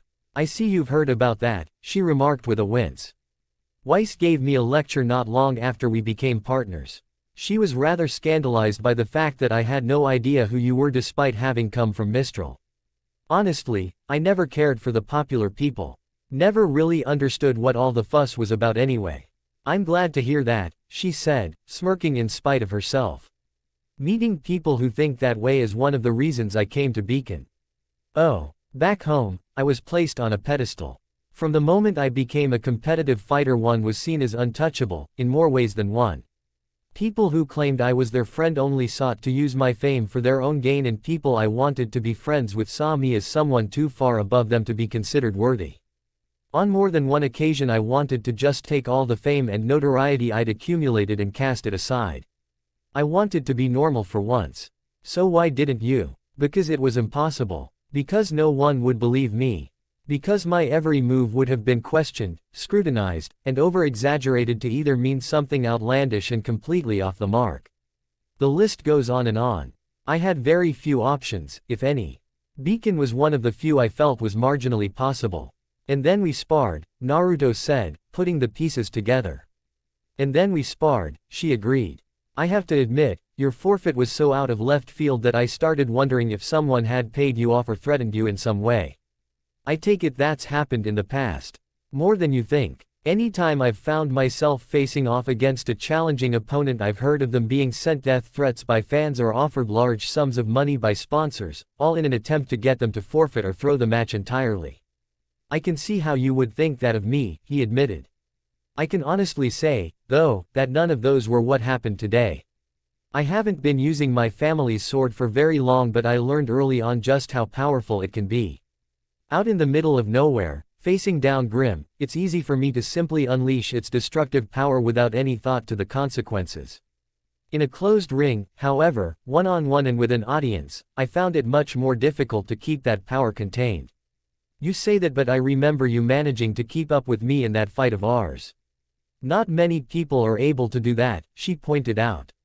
"That's because I had a good teacher, one who showed me how to properly wield this type of weapon, and before that I was given some specialized training ever since I was little. Combine all of that and I was able to hold my own, at least for a little while. I ended up having to even things out when I initiated that smoke screen. Yes, that was a clever tactic, she said, thinking back on it. Her eyebrows furrowed as she remembered something and she fixed him with a questioning gaze. During that fight, I remember striking you in the chest only to have you come up from behind a moment later. Was that really you or was I imagining things? No, I remember that as well, he said, rubbing the area on his chest where she'd skewered him. You made it pretty clear that a frontal attack was the wrong idea. Besides, if you still don't believe me, I did promise to show you all this weekend in the Emerald Forest. I suppose and I will be holding you to that, she said, still unsure of what she'd seen. Well, I should probably go. I didn't expect to have to hunt you down just to talk. My team will no doubt be wondering where I am. And I should get back before Yang starts coming up with theories of her own. Knowing her, she'll use it to rile up Weiss and Ruby and then I'll really be in trouble. I must admit, you are in a really unique situation, she commented with a laugh. Unique. Try tortoise. Either one of them is difficult enough but dealing with them both is going to lead me to leaping out the window just to escape their arguing. Kira laughed at that, bidding him goodbye. He waited a few minutes for her to be out of sight before beginning the journey back. He could already feel Kurama's presence as he waited for an opportune moment to butt in with his own opinion. You keep making promises like that, kid, and pretty soon you're going to owe people more favors than you can keep track of. It's 2 promises, one to Sakura and the other to Pyrrha. That's not a whole lot to keep track of, he pointed out. Don't forget you promised to find a way to get us home and you made the same promise to Pyrrha as you did the girls, he countered. That's only 3. The last one counts as the same thing, he argued. Maybe to you it does, Kurama said with a huff.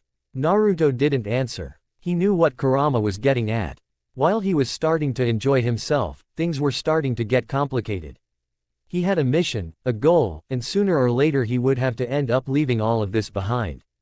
Still, that didn't mean he couldn't leave things on good terms. Even if it was only for a few years, he'd at least make sure to fulfill any promises he made and see to it that his friends had only good memories of him to look back on. That was his shinobi way, after all, and nothing was going to stop him from keeping it. Thank for listening. Do hope you enjoy. If you guy enjoyed, if you want a next part of this video, like, subscribe and comment down below and turn on the bell notifications and also check out the other videos that have created and enjoy. See you in the next video. Peace.